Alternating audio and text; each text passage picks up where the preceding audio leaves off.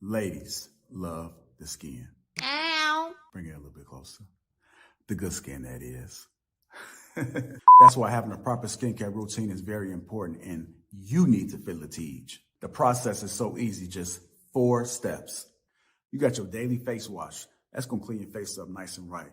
You got your exfoliator scrub. That's going to open up your pores. You got your AM moisturizer with the SPM 20, which is going to protect you from the sun. You also got your PM moisturizer, which is going to make sure your skin is protected throughout the night. Tej has tons of reviews from dedicated customers across the world. I know I said a lot, but it's okay, because guess what? It comes with an instruction card to explain to you in detail what to do morning and night. And because Tej is a sponsor, they're offering my family 30% off along with a free gift. Just click that link that's in the description and feel the Tej.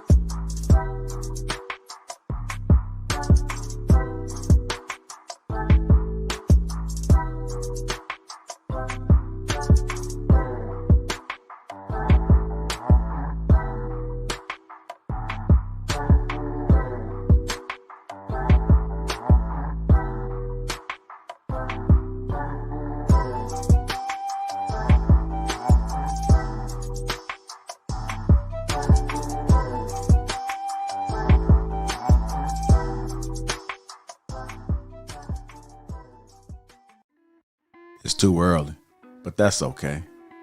My gym workout was phenomenal. Before I went home, I decided to stop over at my mother's house. I haven't seen my mother in 2 months. I know she's going to be very surprised to see me. I can't wait. What the? I couldn't believe what I was seeing. The first thing I noticed was this person's skin. What is going on? Uncomplicated, untreated skin? Who is this guy? I had to take a step back, but then I realized it was my brother. But look at his skin. Have you guys ever seen anything like that? I had to take a closer look and figure out what was going on. Best believe I crept up on him. Peep this. I'm still looking at his skin, trying to figure out, how did we get here? I could do nothing but shake my head. He could definitely use my help. I had to get to the bottom of this. He definitely needed some game about his skin. I'm just staring at it, like looking at it. Come on, bro. I knew what to do. I had to reach in my bag and get that Tiege Hanley. Uncomplicated skincare for men. Bro, this is why I'm excited to have Tiege Hanley as the sponsor of today's video. They have helped me start and maintain my skincare routine by making the entire process uncomplicated. Honestly, it's the best skincare system for guys like you and me. I recommend you start with their level 1 system, which comes with all the basics. A daily face wash to get rid of the dirt and the grime on your skin, a 2 times per week exfoliating scrub to get rid of the dead skin cells, an AM moisturizer with SPF 20 because you should always be protecting your skin from the sun, and a PM moisturizer to help your skin stay hydrated and healthy throughout the night. My brother was so excited. My favorite part about Teach Hanley is that every box comes with an instruction card that tells you when to use each product, how much to use, and in what order. They really make the process of achieving and maintaining amazing skin easy. Shout out to Teach Hanley. And because Teach Hanley is sponsoring today's video, they're offering my viewers a great deal. Just click the first link in the description, and not only will you get Teach Hanley for the best possible price, but they'll also give you a free gift with your first box. Click that link and get started today for just $30. Feel the Teach. Let the Teach force be with you.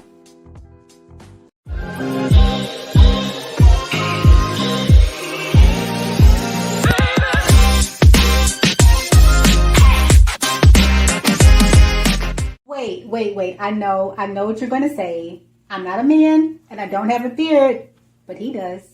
And so does he. I have 3 points for you that's going to help you grow your beard, and not just grow it, but hydrate it, allow it to come in healthy and shiny, and be able to groom it properly without all the flaking and the itchiness that sometimes comes with grooming the beard. Okay, number 1, be patient and consistent. Number 2, resist the urge to trim and shape your beard for the first 4 to 6 weeks. Number 3, don't hesitate to start now using products. Just gotta take a moment to see. Oh, my beard looking so good. Man. Make sure y'all click that link. Please tune in to our next video. We're going to give you more value, more information, and don't forget to purchase our products online at assuredmannaturals.com. There you can get 15% off when you use code Lapeef15, and we'll see you in the next video.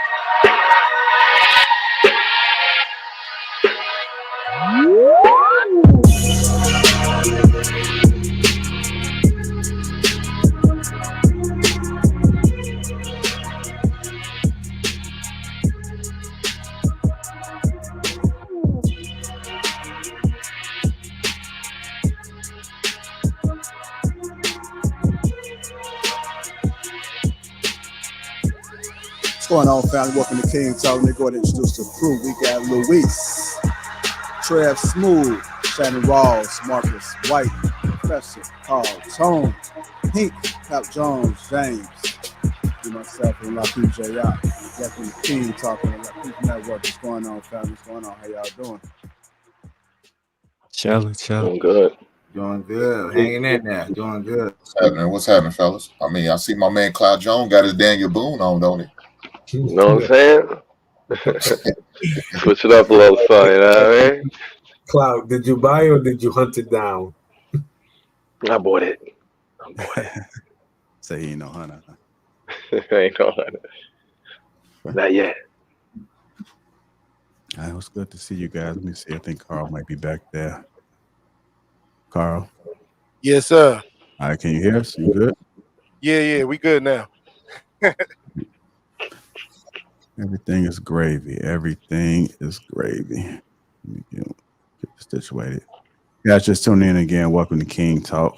Let's make sure we hit that like button if you haven't already. Also, make sure you subscribe to the channel. Make sure you subscribe. I'm just looking over a couple things right quick. I think we're good to go. Let's go ahead and get the housekeeping out the way. Let's make sure we meet in between. It might be you, Hank. Let's get that feedback. There you go. Shout out to the sponsor again, Teach Hanley Uncomplicated Skincare for Men. 30% off along with a free gift. That link is in the description. Make sure you guys feel the Teach, as I always say. And if you guys don't know, Sugar Curls and I have collabed to bring you guys an amazing beard product, also good for the skin. So make sure you guys click that link that's pinned to the top of the chat and go ahead and get your Assured Men. Christmas is right around the corner. This is an excellent Christmas gift for the man of the house. Make sure you get him right. Make sure you take care of him. It's the least you can do, right? Because he is providing. Shout out to all my green gang that's in the chat. Jordan, I see you. So we got Luis in the chat. Sweeney, what's going on, brother? He did say he was tuning in, but he was unable to make it tonight. Shout out to my brother Sweeney. If you want to become part of Greendale, Matthew, I see you. Want to become part of Green Gang, that link is in the description. So make sure you click that. I think we all good. I think we can go ahead and begin. Excellent show. If you guys haven't seen the title, Ebony K. Williams, she was on Earn Your Leisure, and she had a few things to say. So I pulled out a couple topics from it. We're going to go ahead and break it down, get the men's perspective on it. It's going to be a good discussion, good dialogue. I don't think HR is needed tonight. Sometimes crowd can get a little spicy sometimes, but I think you cool, Smooth. I was humbled that not here today. But you might got to watch out for Shan. Shan is a little wild card because he will disagree with you on the back end. So, Shan just sit back and just take it all in, and then he chooses his victim that way. So I don't know who's going to be tonight. Maybe you, Professor. You might want to stay in your A game. Don't doze off today because Shan is known to kind of press the issue. The only person that you least have to worry about tonight may be James and Marcus. I'm just giving you the heads up.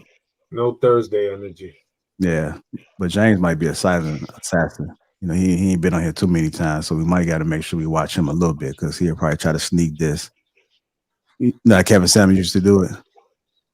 Kevin Samuel had enemies, and it would come in his monologue, but you didn't really know who he was talking about. But at the same time, you did. James gives me that type of vibe, so just watch out for him. Just watch out for him. Dale Matthew says no Thursday energy. Let's go get it started, man. Again, Ebony K. Williams. She was on Earn Your Leisure. The main topic is successful women and the independent mindset. One of the things that was asked of her. Why the hell did it look like this? I'll work on getting that up there. I guess I didn't save it. Or maybe I did. I don't say. We'll go ahead and play the clip and then we'll go ahead and get into it. A lot of women, specifically Black women, that have pursued business and have not been able to find love in marriage. Not saying that is necessary, but we're seeing it at an increase. So talk around that, because I know the last time you spoke around the pursuit of career and marriage, there was some controversy, but is it possible? Me? No, not you. But is it possible? The likelihood of finding both or having to choose one or the other. Thoughts around that? So again, this is so individual, and I want to be clear. So oftentimes the controversy you speak of course, we're talking about bus driver gate, my now infamous conversation with Jan Levon's aunt, where I was, of course, asked. I don't think that's the first video that I was pulling up. I might have spoiled it a little bit, but let me. Was that the first video? I'm rusty, man. I am rusty. No, this is it right here. Let's see. A lot of women, specifically Black women. Maybe that was it. Here we go. Would I date a bus driver? And my answer was if he owned the bus. Now, there was a lot of subtext to that, but essentially what I'm communicating very unapologetically, and I stand 10 toes down on it today in this conversation and probably for eternity, I would ideally like to partner romantically with a man who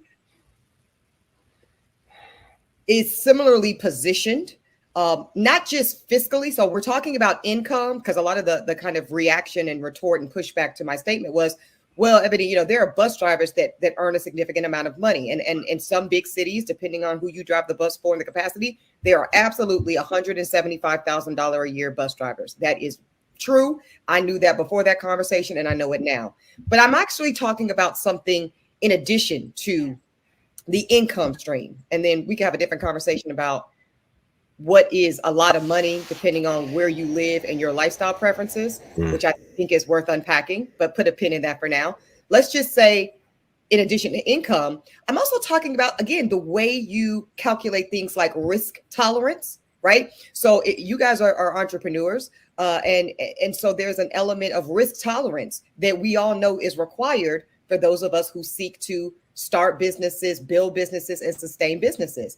And like a lot of my girlfriends who earn a lot of money and choose not to be in entrepreneurship, they do so because something that's really important to them, guys, is the stability. It matters to them to get that check every 2 weeks. And I deeply respect that. So this is not shaming people that work a job or have a career in which they get a W-2 for it. But this is just about me living enough. I'm 40 years old. I've been married and divorced. I've ended a long-term engagement that I was in, for, relationship for 4 years, cohabitating, and I've dated plenty. Okay, plenty. And thus I've been able to learn that the best match for me, romantically and otherwise, if you're going to do life alongside me, I really do better, guys, with gentlemen that understand and appreciate risk tolerance, that like on those lean years, because we all know when you start a business, the first 3 to 5 years, easily you're taking a loss. And that's if your business sustains to make it past that introductory phase. Can you ride that with me, or is it going to be a problem? And I speak from experience. When I was engaged to my first husband, he proposed to me and made a decision to want to marry and do life alongside me. I was a 6-figure earning attorney. I worked for a law firm. I got a big 6-figure relative at that time. I was like, 26 years old, a nice 6-figure check every 2 weeks. That is who he said, I want to be my wife. During our engagement, I made the decision like, you know what, this like law practice in this capacity is cool, but it's not really my jam. I quit my job. And then I pursued what has now become a really blessed career in broadcasting and all these things. But the point is, I took a massive risk. And that was not a risk that particular gentleman wanted to take. He felt like it was very threatening. There was a lot of fear. And I'm just not doing that. I didn't do it then. It was a big reason that led to our divorce. And I'm certainly not going to do it now at my big age. So I think that it's important to talk through when, depending on, again, your lifestyle choices, the ways in which you make money decisions, and how much risk tolerance, how much is autonomy important, how much is security important, how much is living in a certain space important, for instance, right? Like I live in Manhattan in New York. That's because that's the best place to do what I do at the highest level at this time. But if I need to be, I'm also in LA once a week for Judge Ebony. So there's a bicoastalness to my nature. Is a guy who is not in that same headspace for his own life going to be tolerant or appreciative of some of these big, massive lifestyle misalignments? And those are things I think we have to really be honest about, even if they don't sound so sexy or so kind. I apologize for the length, but Black women struggling to find love in marriage. That's what she was asking. That was her response. What do you guys think about that? Man, she said a lot, man. And honestly, like, so some of the things she said, like when she talking about with him having not wanting her to keep the job, a lot of times people take that as, hey, he wanted me to just stay in and work. No, he just didn't like the plan that you was doing. You just went up and quit your job and didn't have nothing in order. So of course he's going to have some pushback, or hey, maybe you want to think about that. Maybe you want to try this, because your options, you going from a lawyer to, a internet person. He probably don't understand, what you're trying to do. So of course he's going to have some pushback on that. But a lot of times people want to say, oh, it's because he used the money that he was bringing in. No, I know for sure she married somebody that had his stuff together, because if not, she wouldn't be with him, right? So it's not the fact that she wants the money, but a lot of people, they always tend to focus just on the money rather than the decision-making process. So that was one of the things that I wanted to say. I can let some other brothers talk. All right. Hey, Trev, what you think about it, Trev? She has some valid points, because I could see why a lot of men wouldn't want to deal with a woman who's making that type of money, because there's a lot that comes with that, right? She's not going to be able to pour into you as much because she's so busy doing her thing, trying to get her life together. And that's not what a lot of men want in a wife. There are some women who know how to balance it, but most don't, right? And pretty much like KS used to say, you're going to price yourself out of the dating market, because if you have the desire to be, or just you just are, right? Most women just are hypergamous, whether we want to believe it or not, right? Most women are, and but if they left to their own devices, they're always going to choose somebody who makes more money than them, right? So once you start to make that type of money, your options deplete, because the median income for black men is close to about 49,000, 50,000, that range. That's what the median income is. So once you start in that kind of money, he's not going to be able to do the same things that you do. It's so many different complications when you making that type of money, and a lot of women just become a headache, man, because you want some. And another thing I didn't mention was she has to take on a masculine role when she's that successful, and sometimes they don't know how to turn that off. Again, there's always your outliners. There are some women who know how to manage it, but again, most don't. So she's going to be in go mode all the time. That's a lot to deal with. That's not something that most men are going to want to be bothered with, to be honest. I'll leave it there for now. All right. What about you, Professor? You know, I looked at this from a couple different points of view. One of the things that that strike me in terms of a lot of modern professional women is they spend a lot of their time trying to plan their lives out, plan their careers out, and so while they're doing all the planning, they want a man that can fit in to their plan. But the type of man that they actually desire is not going to fit into their plan. They're going to want her on his program. So I see where she's dealing with, this conundrum of wanting a certain type of man, but not being able to find it, because the only type of man that will be able to mesh with her is one that can fit into her lifestyle. And so she's going to consistently be in this position of not finding what she wants, because what she wants is unobtainable based on the way she's already designed her life. And she's already stated that she's not going to change. And we already know that people, when they get of a certain age, they're already set in their ways. So I don't see them, I don't see this working out. And I think a lot of women are in this dilemma. And now she's 40. She's been talking about trying to have children. So she's been going through the process of having a child on her own, frozen eggs and so forth. I'm just I'm just not seeing how this particular design can work. For a lot of professional women, this whole thing about love is a commodity. It's like a type of purse or something, or a purse or a pair of shoes. I want this because it looks a certain way. It fits a certain lifestyle. It meshes with the social circles that I want to be in. But at the same time, is it really about the connection? Is it really about the commitment? And is it really about the service or duty that husband and wives are supposed to experience? So I'll leave it at that. Okay. Go ahead.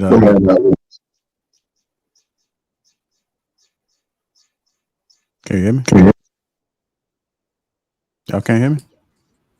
All right, it cleared up just now. Okay. I didn't know what the hell that was. Yeah, Go ahead. I think you said clout, right? No. Luis. Oh, go ahead, Luis. Yeah. Look, let's just be very honest. I like the shit that everybody broke down, but I'm just gonna be very honest. We all know she doesn't want a regular average man. You know what I'm saying? That's not going to cut it for her. We wouldn't expect anything sort of less based on the pedigree of woman that she has molded herself to be.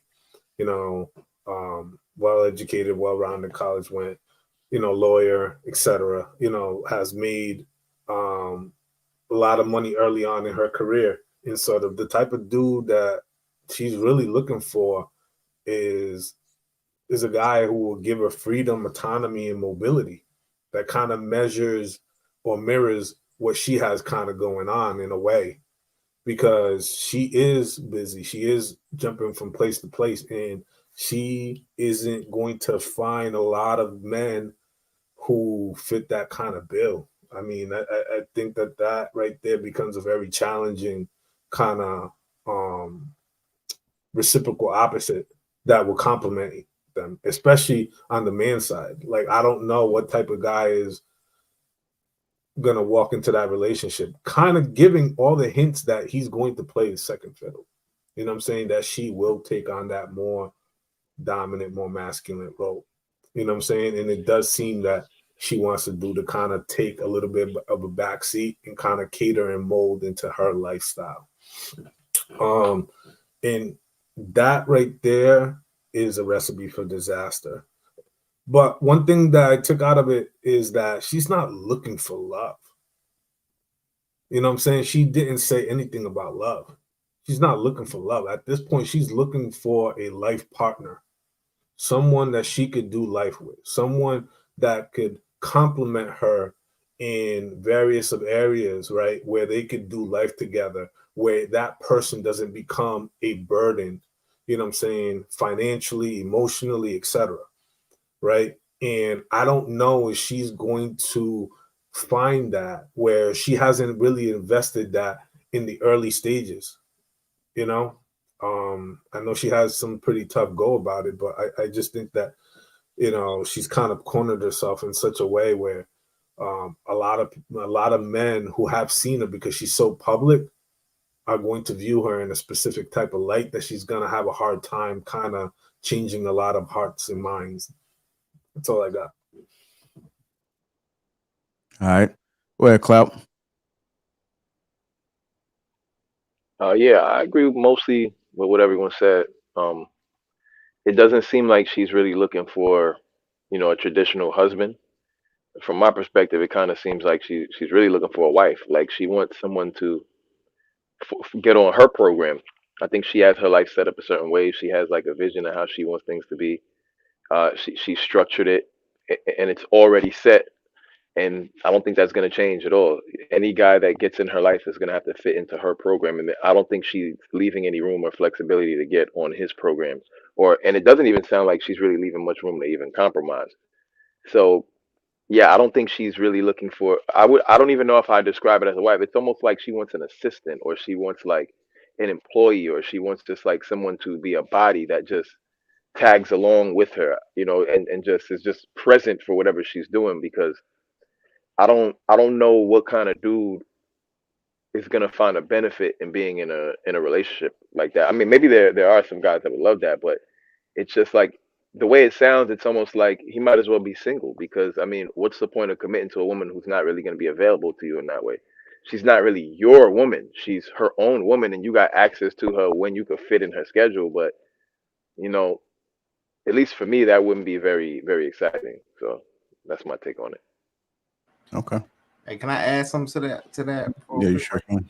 We appreciate it. Man, I totally agree. And also, I think she's the type of woman that likes the idea of being in a relationship, but they really don't want to be in a relationship. Just to add, she's just saying, "Oh, I want all this," knowing it's not out there. Just like I want to get abducted by aliens and somebody saying some shit like that. You know, damn well it ain't gonna happen. So it's, what I'm saying, it's kind of like oh, I want this and I want this. And she already divorced her first husband, and then she was engaged with somebody else that could have potentially been her husband, and she let that go. So at this point, do you really want to be in a relationship? So that's what the kind of type of stuff that she want to have to answer. And does she just really want the lifestyle? And I think it's more the lifestyle. All right. Go ahead, Marcus. I 100% agree with Clout. Unfortunately, the things she want are contradictory to each other, right? So if she wants to chase her career 100% of the time and relocate and move to whatever is most beneficial to her career, that's one thing, right? That's her life decision. But she also wants a man that makes as much money as her and to make that work. You can't have both of those things. She, like Clout said, I think she's looking for a man to play like a a supportive role, a strictly supportive role, but she also wants him to be alpha domineering, financial, high earning man. Those two things will be polar opposites to each other for the most part. Maybe she can marry like a Destiny or somebody like that. I don't know if you familiar with who that is, but outside of that, I don't see that being able to come into fruition. And she's getting older, so I know that the time clock is ticking for her, and she wants to try and make sure she solidifies kids and a family, because it's no matter how much people try and put it off, the most staunch I'm not having kids, people start changing their mind the closer to the end of being able to have kids they are, and desperation sets in. So honestly, what I think will probably end up happening is she'll do artificial insemination and then raise her kid by herself. I honestly think and she's probably gonna try and find mentors and somebody like that. Because in this new day and age, people are not willing to give, not willing to play the traditional roles. They don't want to be seen as a woman the way women of the past were seen. It's almost offensive to them. It's like you're diminishing them by calling them a woman, not realizing how powerful and incredible and beautiful women are to society. They don't want to take that role that's been allotted to them in the past. And yeah, I see her doing that and just getting a male mentor. She wants a female wife. She wants a male version of a wife. You know, like that's what it really comes down to. Because I mean, look, there are men that could fit that mold, but they just don't check off any of these other lists. And even if they checked off half of them and gave it close to what she wants, she would not be happy in that dynamic. She just will not. It'll probably last maybe 2-3 years, but after that, at some point, it will break. And certain dynamics and certain energies and are going to just give away, and she's going to be unhappy. So, are you willing to be unhappy but get half the things and be in the leadership role, or do you want someone who doesn't have the amount of accolades or the amount of money that you have, but can suffice all these other areas, right?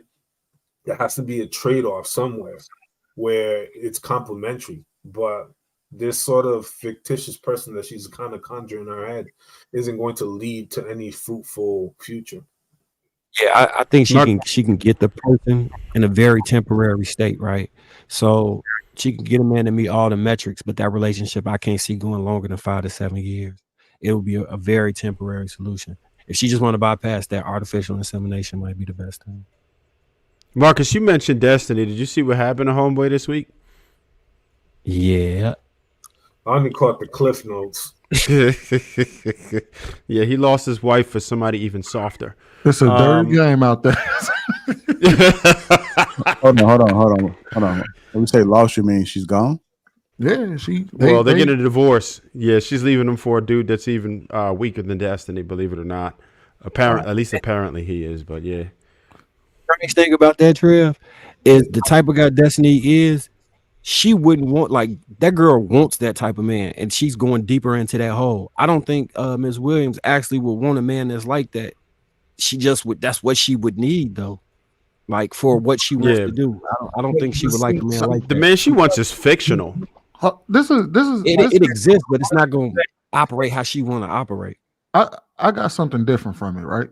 I think at the time, what she was looking for was, and this is why, because let's keep it real. No way she married a bum at that time. She's making 6 figures at that time. There is no way in hell she married a bum. We know that she probably more than likely, if she has that mentality, she more than likely married her equal. But here's what she wanted. Because what was that word she used? She said something, risk something. What was that word? Risk assessment or risk solvent? No, I think it was risk assessment. Essentially, she was describing somebody that has risk tolerance. Risk tolerance. That was the word. That was the word. Okay. So what she was looking for was somebody who she wanted somebody who would let her be fully autonomous, right? But was willing to eat her risk. What do I mean by that? She wanted somebody that will be willing to let her go out there and do what she want, and they finance any risk that she takes. So if she wants to quit her job, he doesn't care because he got it. If she wanted to go off into a different venture, it's okay because he got it. And that wasn't the type of man that she married. The type of man she married was probably one that was like, no, I'm not letting you. Why would you quit your job knowing that we supposed to? And I'm sure that he was just as successful as she was. We moving in this direction, and you want to detour and just go do some random stuff. And he was like, no, I'm not going. And they bumped heads on that. That's what she wanted at that time. And what I think she wants at this time, this is why I don't believe women when they say it's hard to find love. You can't tell me in one breath that it's hard to find love, it's hard to find your equal, and it's hard to find a man. But in the same breath, tell me that men are dominating all the fields and they're taking over, and you don't have, and it's not easy for you to get a leg up over the men, or that men are being paid more than you. Which one is it? Because I guarantee you, look around that newsroom, there's plenty of men that are your equal. But like so many men on this panel have said, they're not gonna go for someone like you who's willing to do the things that you're willing to do and rock with you on that. They have their own plans and their own motivation and their own things going on. So I think for Ebony, I don't think she's gonna be single. I don't think she's single now. I'm sure she got somebody doing something for her. But as far as her coming out and publicly remarrying and all of that, I think that ship is sailed. I think she, like so many of y'all have already said, she's priced herself out of the market. I think having children is pretty much out of the cards for her. She's even spoke to how complicated it has been for her to try to have children. And I think she's at a point in her life she's gonna look kind of like that one lady. I can't remember. She was a musician when she gets in her 60s, and she's basically gonna be that independent woman. She chose her path. You're that independent woman. You got it. You financially stabilized yourself. You did what you wanted to do in life. The problem is that you forgot that, you know what I mean? A man is bigger than just somebody who can be your safe, can be your fail safe. And that's what she looked at as that's what she thought of men at that time. They were only a fail safe for her dreams. Whatever I want to do it, and you got to be my fail safe, because that's the only way I will feel safe around you. I will feel secure around you, as if you can take on my burdens and be okay with it. And she had a man that was willing to rock, that was her equal, and she didn't want to be equal in that relationship. She wanted to do what the hell she wanted to do. Well, you got it. Eat it. She thought she can replace him. That was the problem. And that was another thing. She thought she could replace him. Right. So it is. I think the risk tolerant thing. Well, the risk tolerant thing is interesting She because, almost like, did replace it. yeah, this risk tolerant thing is interesting because it's like I feel like commitment is the exact opposite of that. Like, the whole point of being in a relationship is because you're not trying to take no risks. You're trying to lock something down and figure it out and be stable. So for her to be saying she wants a life partner who's also risk tolerant, that doesn't equate. It can't equate. If you want to be risk tolerant, then that's what single is for. Single is for being risk tolerant. Every person that she dates when she's single is going to be risk tolerant. They're all going to be like, oh, I could lose her tomorrow. I might have her tomorrow. Like, I don't know what's going to happen. So just this concept, it's like a lot of women have these just completely oxymoronical concepts that they think can work, and I just don't understand why. It's completely hypocritical. There's no way you can have a risk tolerant. A person who's looking for a long-term committed relationship is not looking to be risk tolerant. It's like if I'm looking to buy into a safe investment, I'm not looking to also, take a risky investment. Those aren't the same thing. Those are two completely different strategies at a relationship or building wealth, for the sake of the analogy.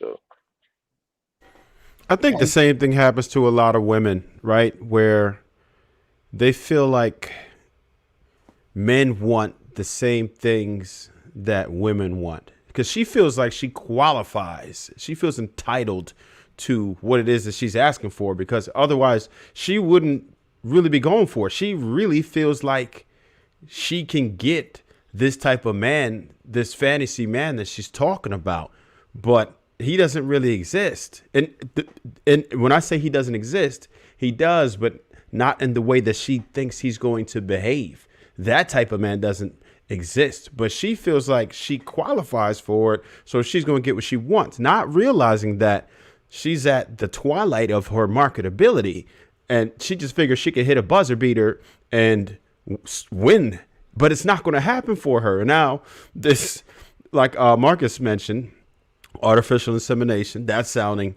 like a real option right now. Everything, I'm sure the walls are closing in on her. So at some point, she's going to hit this reality and realize that she's already ran into the wall. She just doesn't get it yet because she really feels like she can get this man because she thinks that men want the same things because of your accomplishments, because of your celebrity. And we don't really care about that. That's not valuable to men. We don't care the fact that you have a bunch of money. That's cute, but that's not what we look for. That's not a quality that we look for. None of us on this panel is like, damn, I'm about to get a joint that got bread.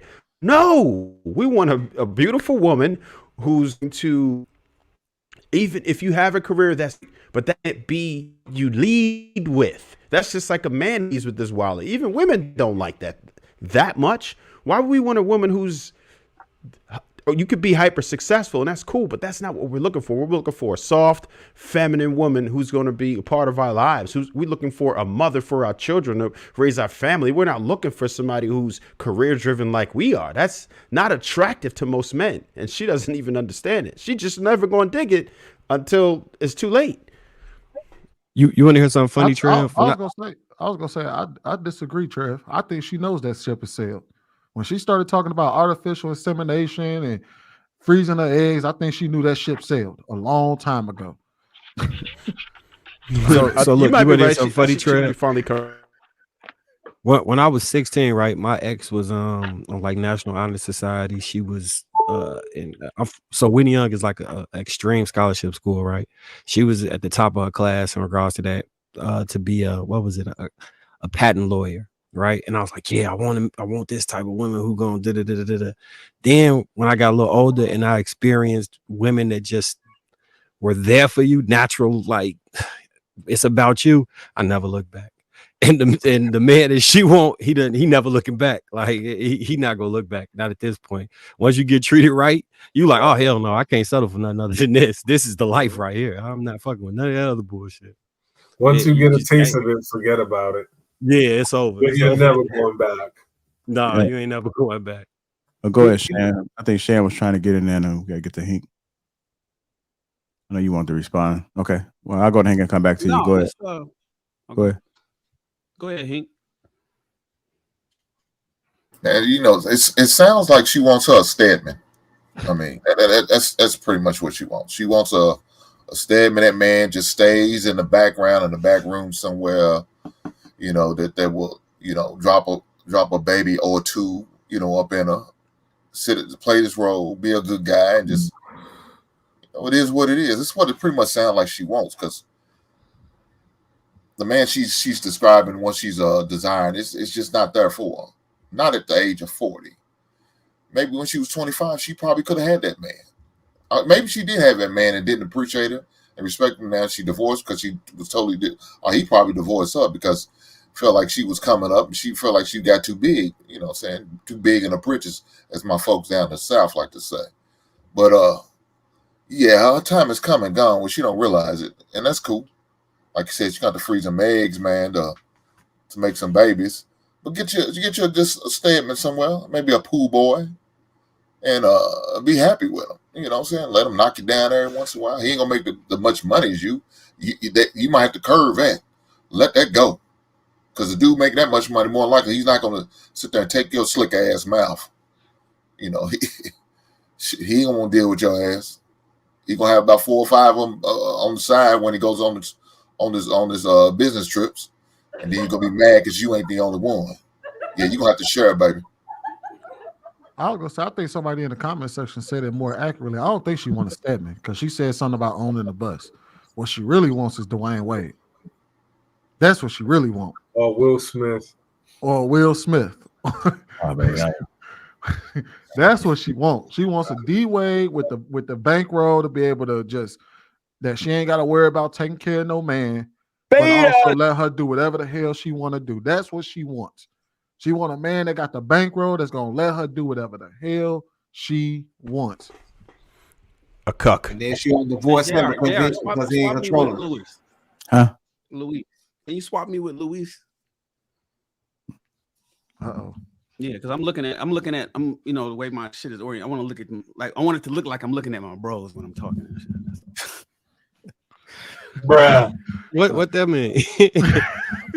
Nah, because it looked like I was looking off screen when I'm on that side. So it's like, It I'm looked looking like at he was focusing on you know. So when I'm talking to the brothers. I don't want to look like I'm talking to y'all like this. Like that's how I was looking before. bruh. So no, but listen, man. You know, and I don't want to really talk about Ebony. You know, I know we use these clips and celebrities as people to talk through because this is King Talk. I don't really want to sit around and gossip about a woman. Shout out to Ebony. You know, shout out to, you know, in fact, she took responsibility and accountability, I guess, for her first marriage failure because she was saying that she was a shitty wife and that she didn't show up. You know, she got married young, 26, was divorced in 2 years at 28. But James, from what I understand, see, she had got with the next dude. James, you said that she left him. I don't think she left Steven. Steven was his name. Steven Glenn. I think he left her, and they broke up around COVID because during the pandemic, he wanted to stay with. He has 3 kids in a big $2 million house, and he wanted to stay with his kids for Christmas or for one of them holidays. And she was like, "What's up with us? We supposed to be getting married." They had been engaged for like 4 years. He was rocking with his kid. This is what I don't know if this is true because nobody knows. It's only them two know. But we're in the entertainment streets is that he was like, yo, I'm during COVID, I'm rocking with my kids. And that kind of like led to the breakup. But Lewis, you had mentioned, and I wrote it down here. I said, Lewis, you had mentioned that it's plenty of men that, no, you said it's not that many men that can provide what she's looking for. I disagree, Luis. I think it's plenty of men that can provide what she's looking for. I think there's a lot of men that are, and even Trev said there's a lot of men that won't behave like she's looking for. I think it's a lot of men that will behave like what she's looking for. I think the issue is she what they want? That's all it is. You know, so many women out here saying, you know, and this is to the fellas that's watching the show. It's you'll hear a lot of women out there saying, "Where's all the good men at? Where's the men on my level? Where's the men that's getting it like I get it? Where's and my argument to all these women is they live next door to you. They are there's a ton of them out there that's getting it like you getting it or getting it better than you getting it. There's a ton of men that will act like you want them to act. There's a ton of men that are out there that Ebony would want. The problem is, are these women the type of women that these men want? And that's where women is missing the mark. They think that there's something that they're not. And I'm finding that a lot of women are under the impression that they, in their mind's eye, they think there's something that they're not. And despite a man telling her, hey, this is what you need to do, or this is how you need to act, if you want to rock with me, they just don't listen to that, man. They just ignore it. You know, so also, Luis, I think you said she's not looking for love. Bro, most women ain't looking for love, in my opinion. Women are looking for, that's true. The only person looking for love, men are in love. Men, are we in love?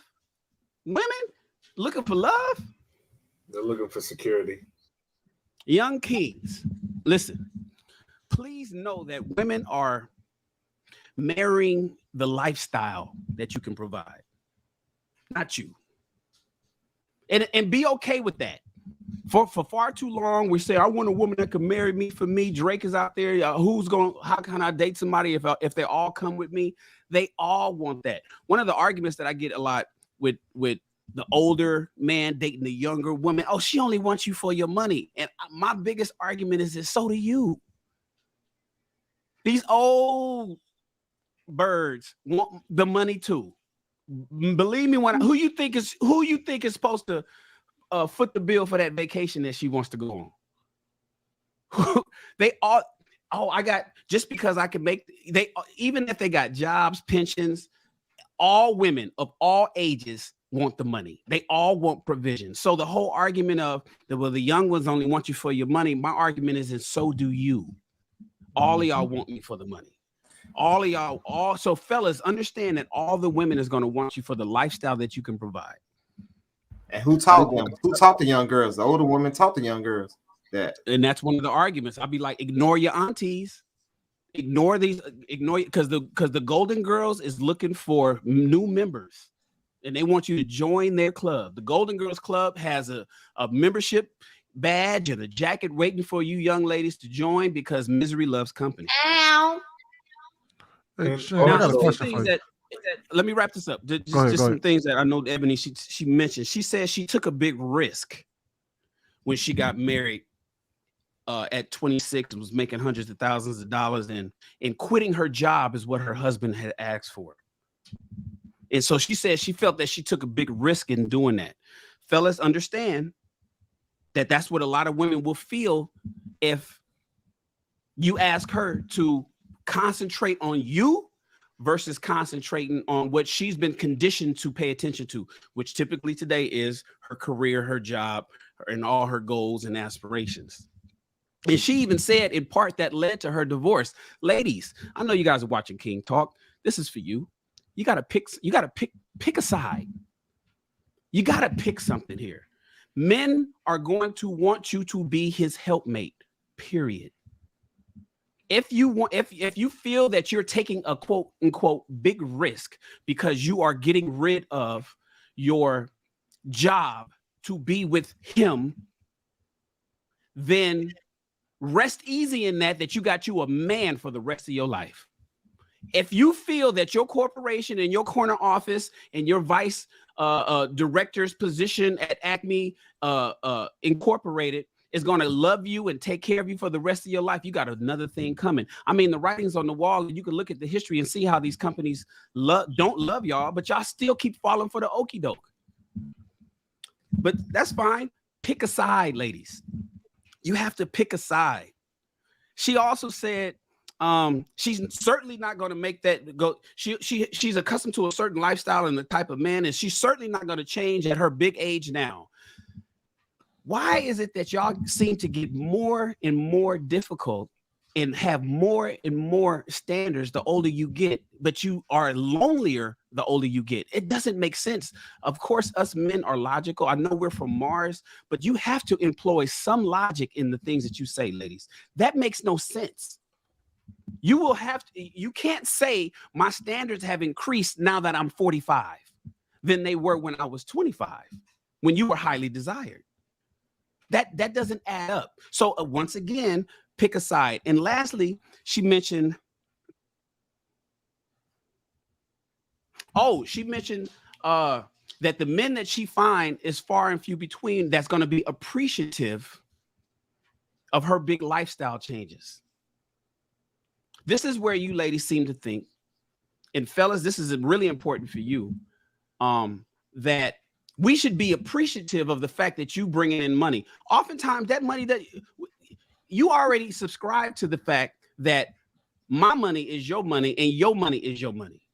This is one of the reasons why a lot of guys, it's not that we don't want to educated women. We want smart women and intelligent women, but we know that whenever we get a big raise, we make money. Fellas, this is how you feel, because this is what we do. We want to protect and provide. And whenever we get a big amount of a big check, we take it to the cave and be like, hey kids, let's go to Disneyland. Hey babe, let's get that car. You want that Louis Vuitton purse? I could get it. We want to take our winnings from the world and bring it to our family. But oftentimes, whenever you ladies get a big check, it's just for you.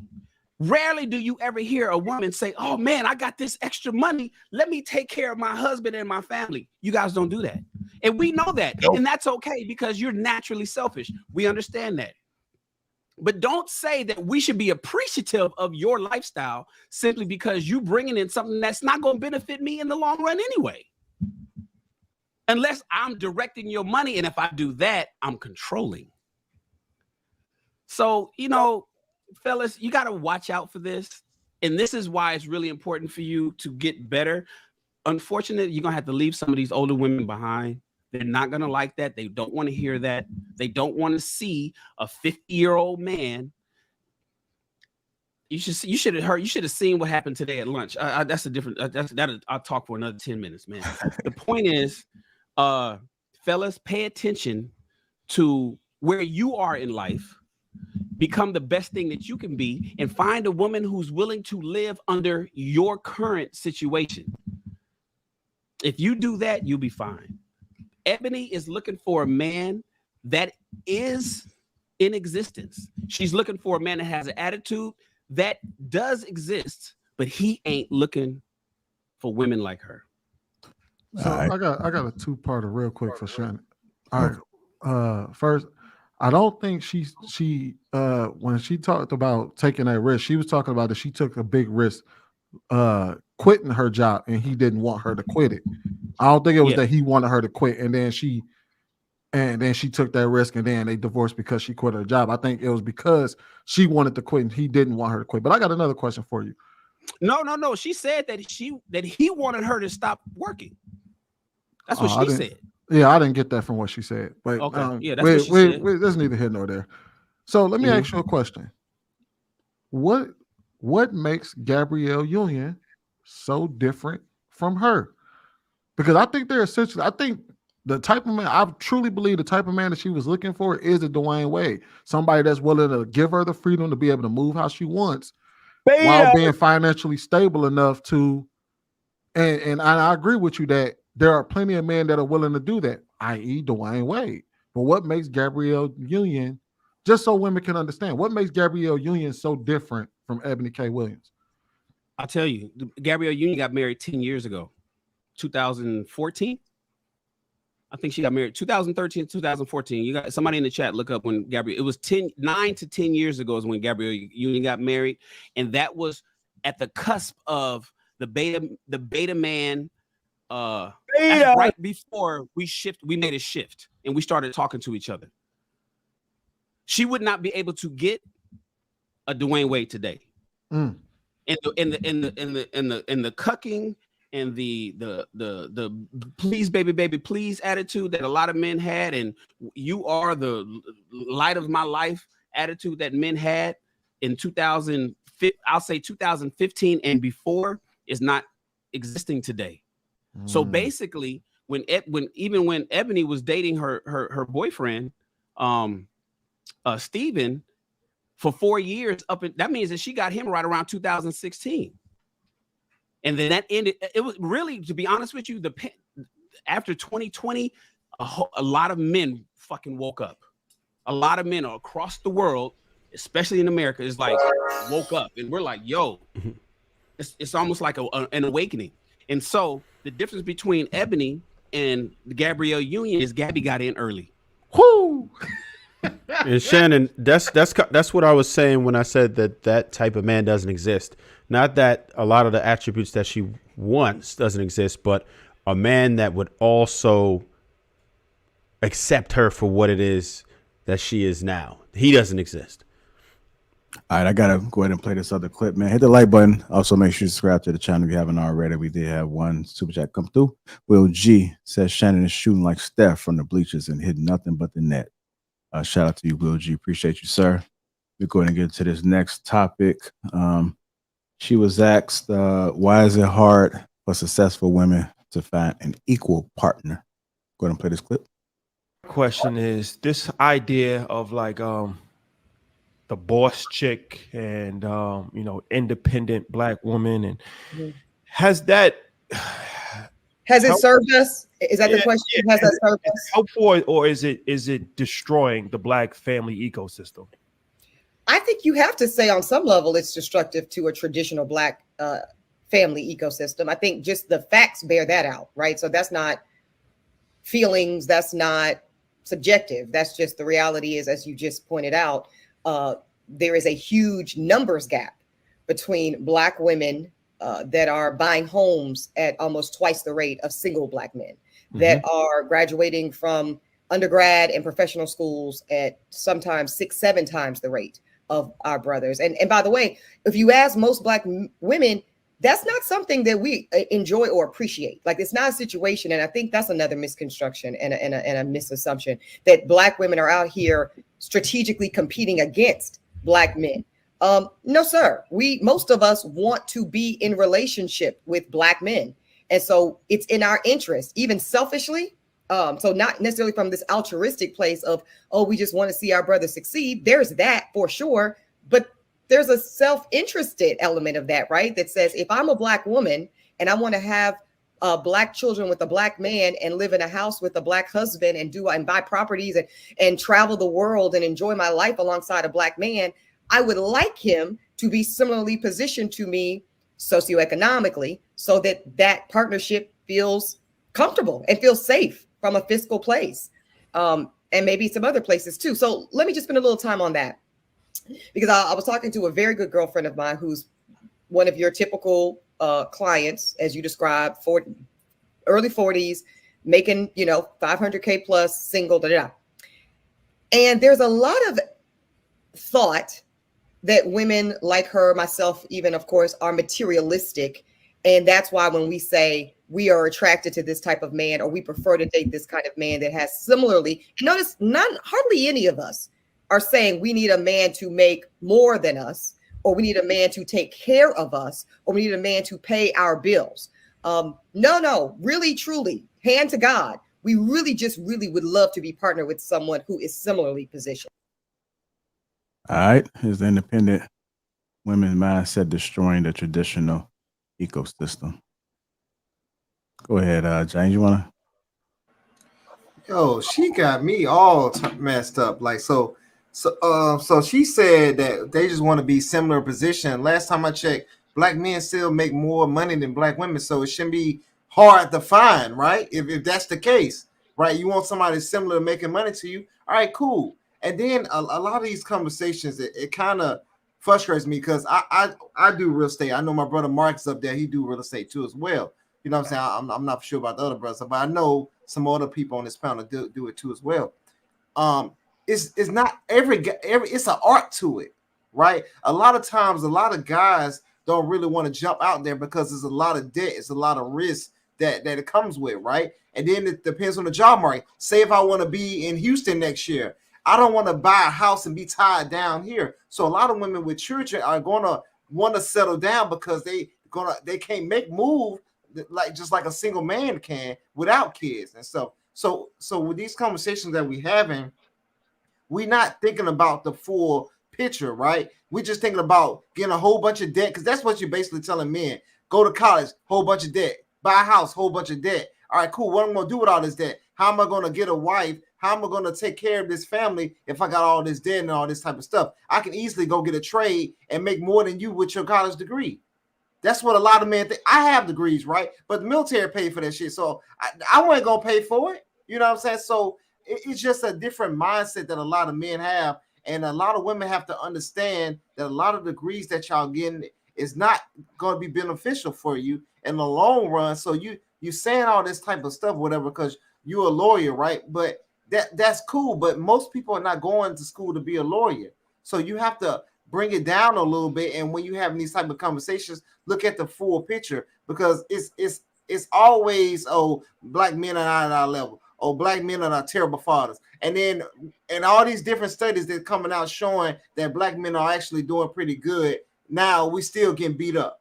So that's kind of frustrates me being married to a woman, me building with my wife, and me seeing we got 4 boys. We doing all this type of stuff that a lot of people like to say they want to do, but they just the ego is too big just to get with somebody and just, all right, let's go on with life. It's crazy.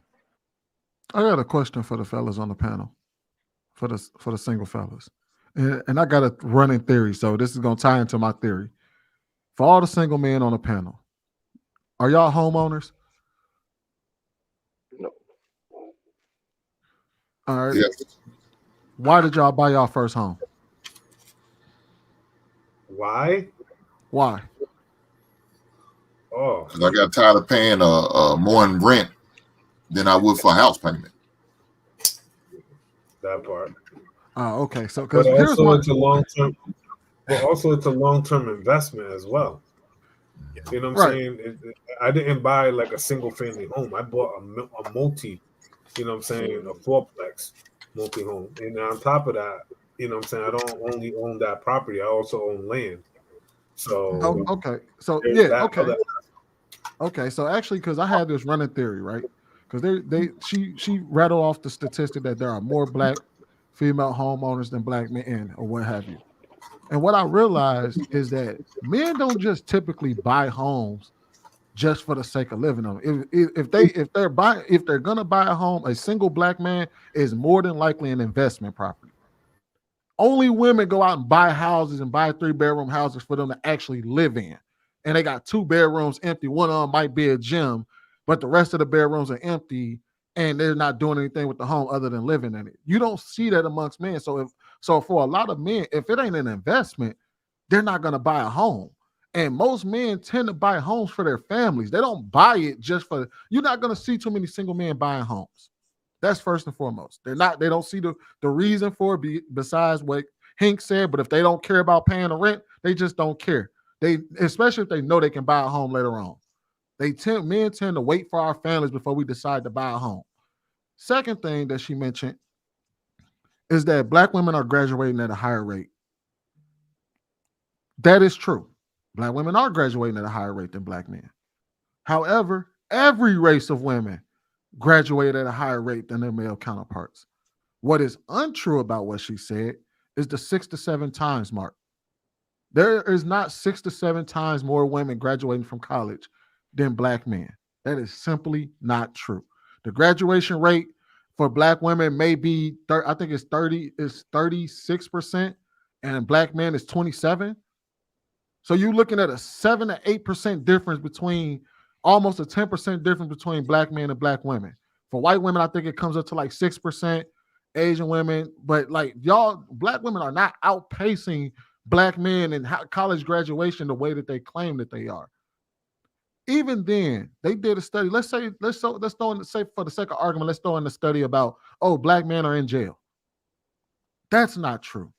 In fact, one of the things, I can't remember the exact article, but the New York Times wrote an article dispelling the myth that there was only 83 eligible black men to every 100 women.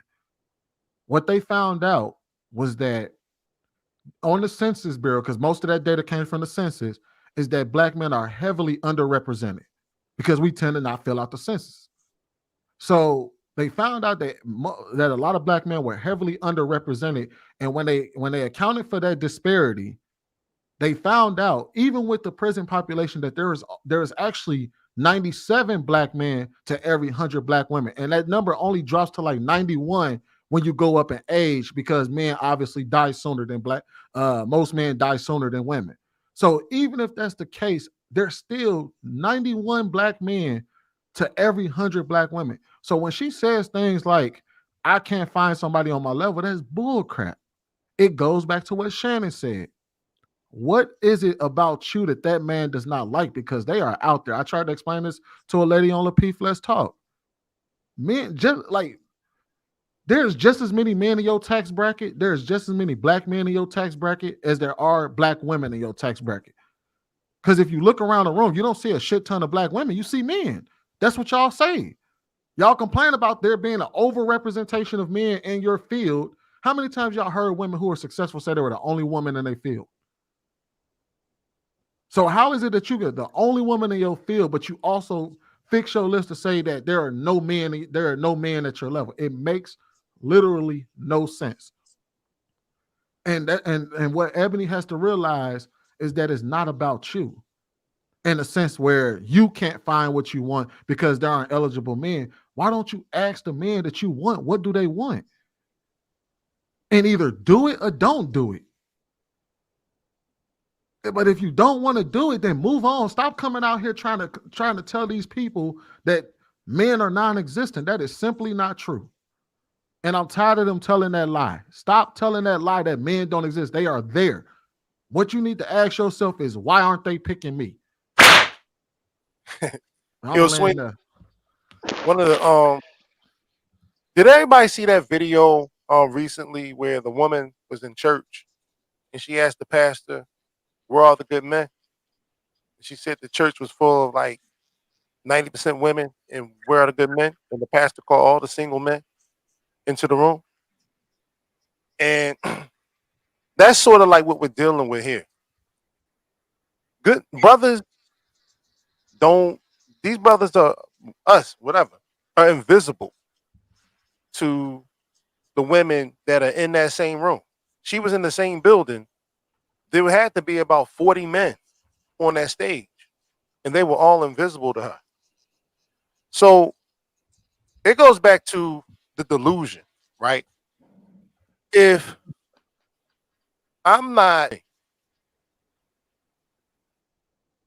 or if I don't feel capable of dealing with the man or the woman, if she's the woman and she's not capable of dealing with the man that qualifies for her, then she can sabotage that whole process by putting all these different things that contradict one another together in the pot and never come up with the stew that's going to present or to turn into that man that she wants. And so it's interesting listening to like somebody talk about this because and I'm gonna take it from Shannon's perspective as messages to our young brothers.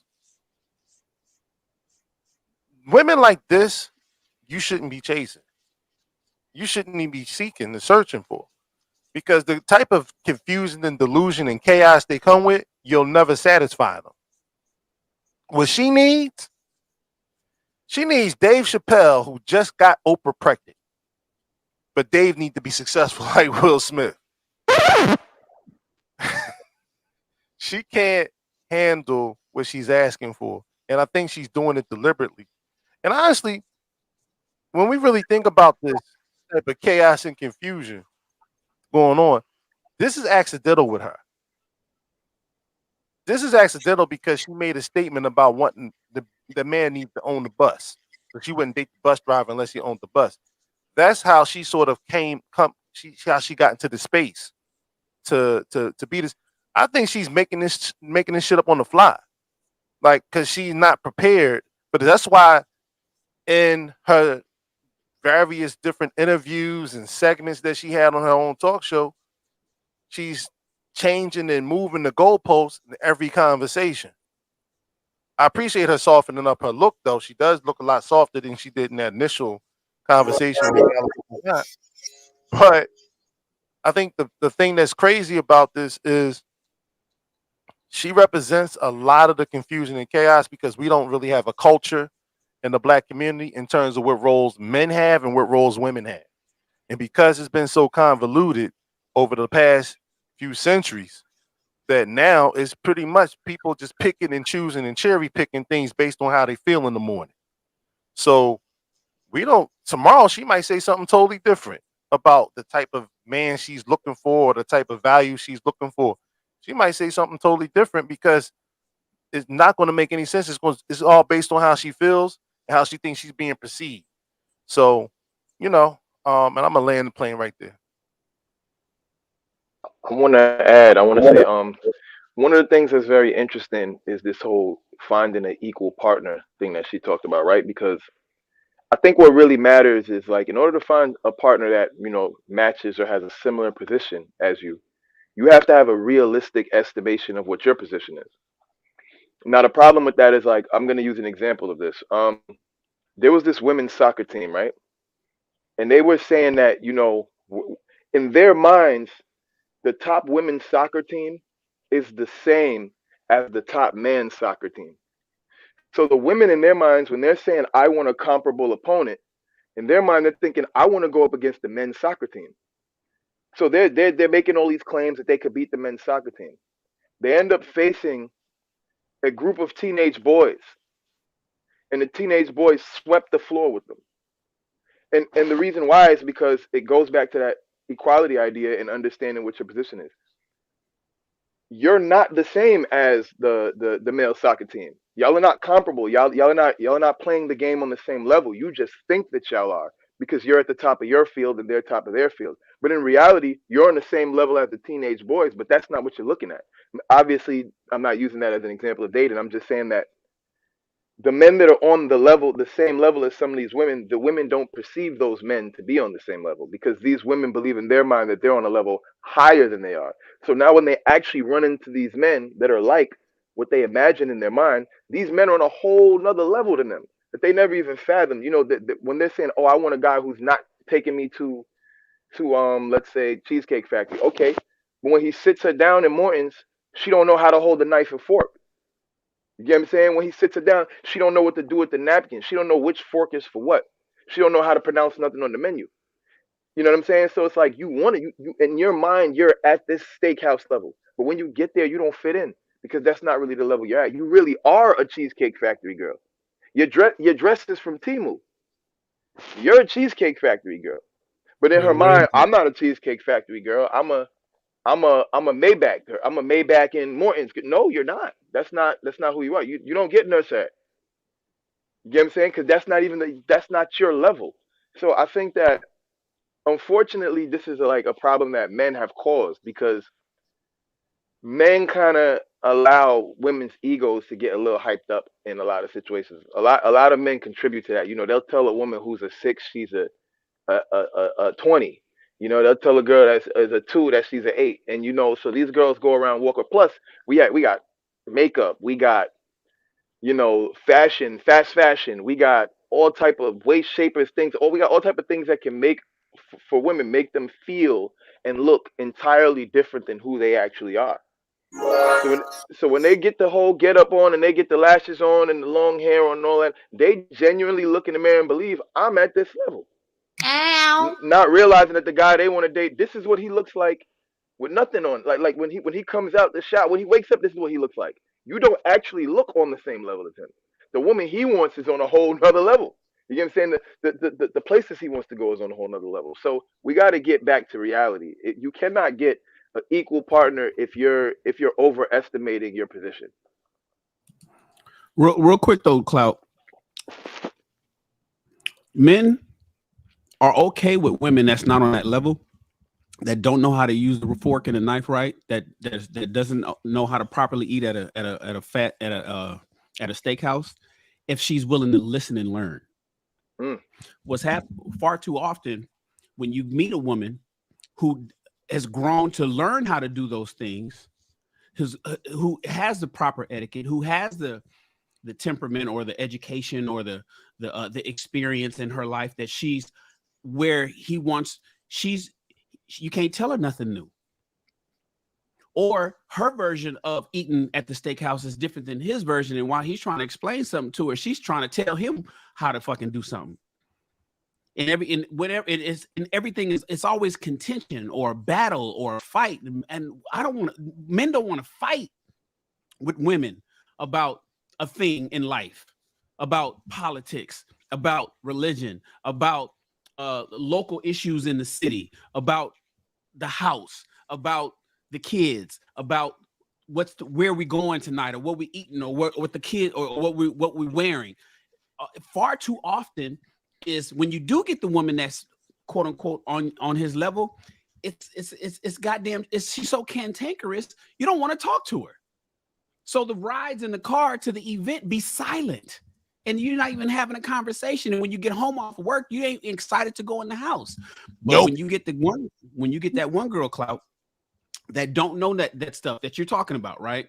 Some guys don't have the patience to teach. I get that. I understand that. They don't want to deal with a woman where you got to explain something. But I'll tell you one thing, a lot of guys, if they had to trade between a hard-headed battle axe versus a woman who's malleable and will listen to what I don't know how to use these, Clout, can you show me? And you like, okay, well, damn, let me show you how to use. This is what we do when we go. This is how you eat oysters. And when we go, this is how you crack this open. And she's like, wow. And she's looking at you like, thank you for teaching me. And she's learning. And from you, men will deal with that before they deal with the other one. I just want to add one quick thing. Shannon, to your point about a lot of men don't want to teach, I think it's impossible to be in a long-term relationship if you refuse to do that. And the men who don't usually, you know what I'm saying? That's all I'm saying. Yeah, because that's pretty much part of leadership, right? Real quick, Sweeney, I just wanted to address your point that you made earlier as far as like the buying a home. I was one of those dudes who actually did not buy a home until I was about to start a family. Once I decided, well, me and my wife decided that we were going to have children. That's when we went and was like, all right, let's go ahead and get a crib. And I'll say only because I didn't understand the value of it at that time. Right now, me knowing what I know, I would have gotten into that a lot earlier.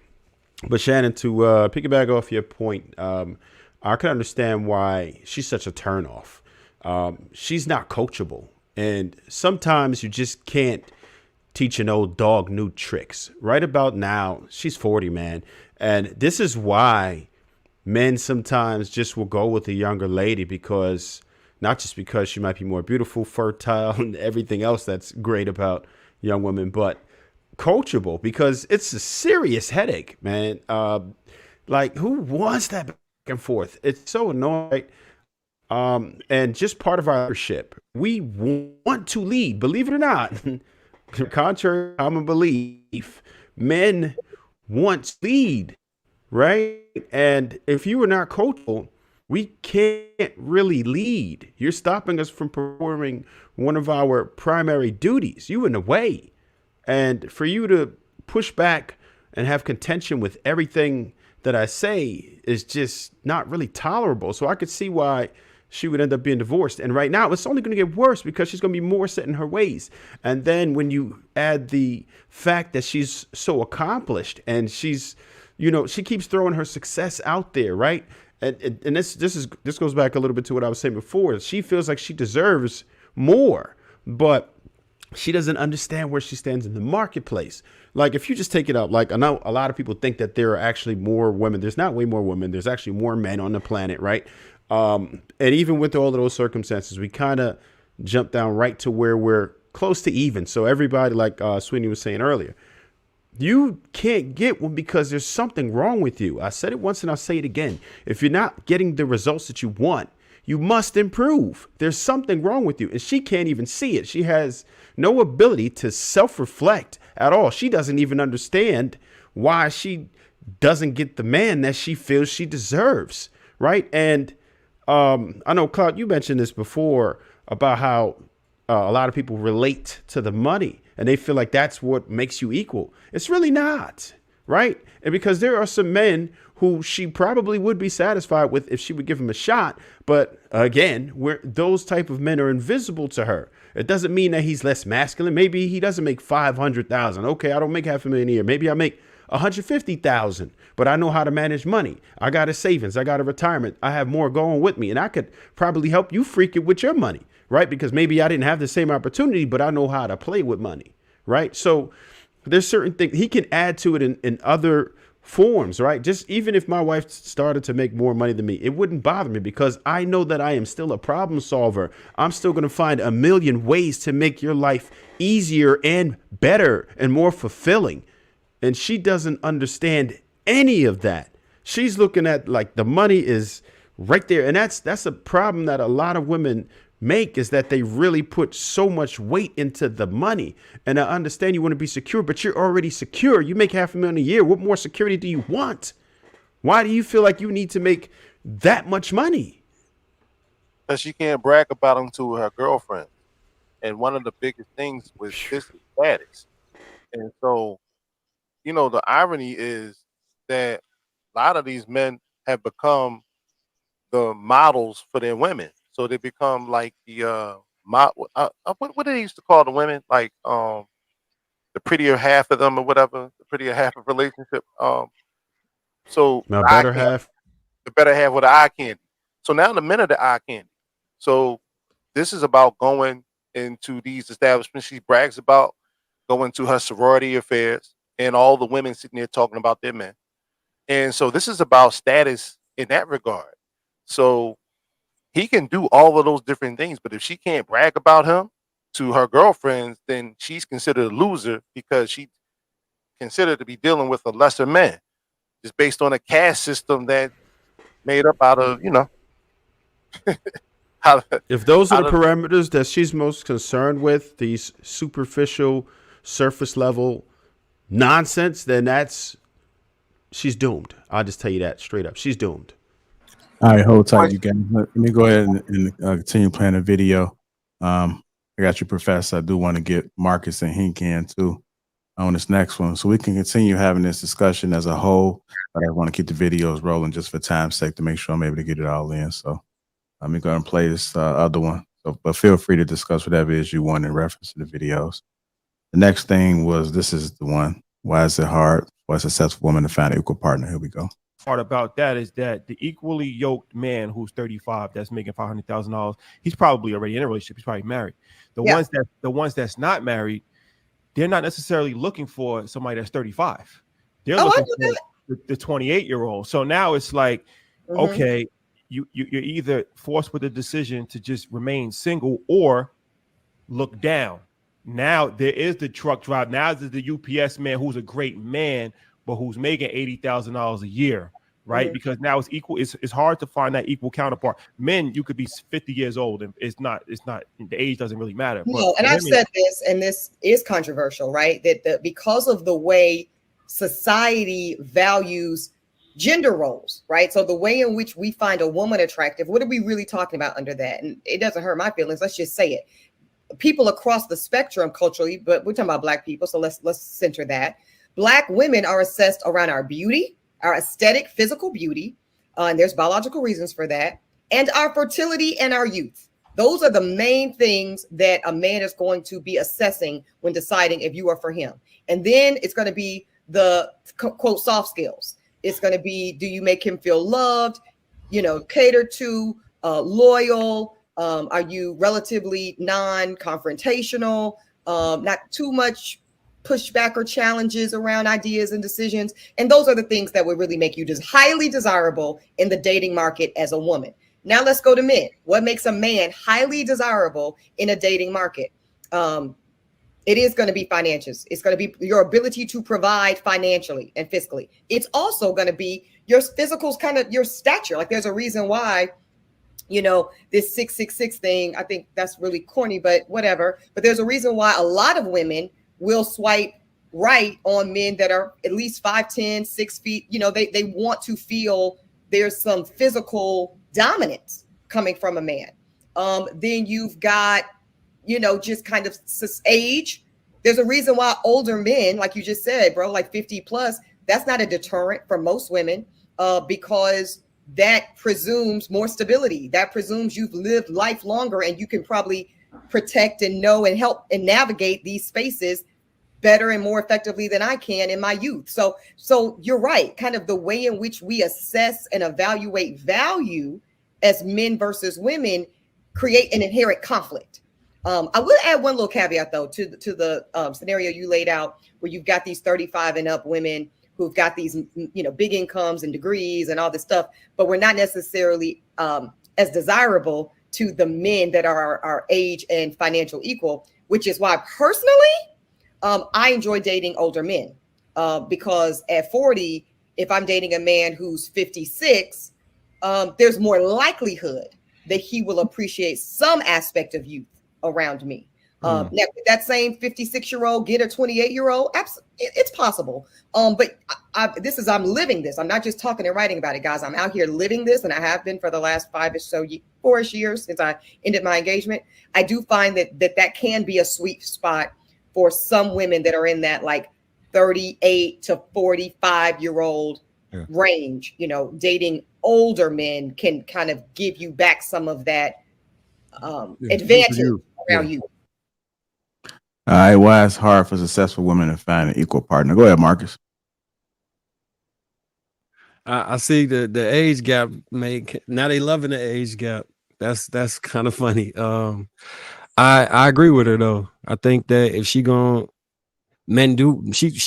was on point actually, as far as I'm concerned, because she understood the dynamic of where she was at. She understood the market. She understood where she placed, and she had a decent solution. Find men that are her senior by 16 years or so. I mean, that's a solution. That is a solution for somebody in that position.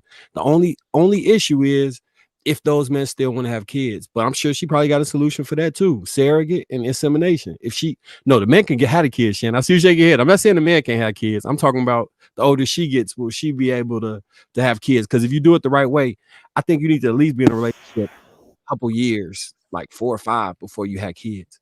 So you really get to feel this person out and see is it gonna work out so y'all can stay together long term to raise these children. But yeah, honestly, even though she could work on her tone, because I'm just not getting nothing feminine radiating off her tone. It's very very stern, direct, and unfortunately, that's not what I would value. She's a lawyer. What? She's a judge. Yeah, that would be very difficult. Been trained, and ingrained in her over the last 20 years. That would be very difficult to come home to, because again, I say this all the time, how much I appreciate women. And the things I appreciate women are not just sexual. That softness is something that you really, really, really, really begin to crave when you get it. It's the smell, the touch, the way they move gracefully and effort. All of those things radiate why women are important to us in our life. And if you remove those things from you, you essentially are not making yourself the best version of a woman that you can be. And you're probably not going to be able to retain the type of man that you want. So if it was anything, I could say she was on point with all the information she had. Just, soften it down a little bit, baby. Just a little bit. Just a little bit. You know what I kind of wish? And I wish that they kind of mandate and built into a lot of these degrees that these women are receiving from these colleges and universities, is that they take all these women graduate and have to mandate an elective to take one relationship building course and a femininity course before they graduate, built into that expensive ass degree that they're getting. Because we used to have that. They're not built. Really? I never knew that. In high school, we used to have that. We had home economics. They got rid of.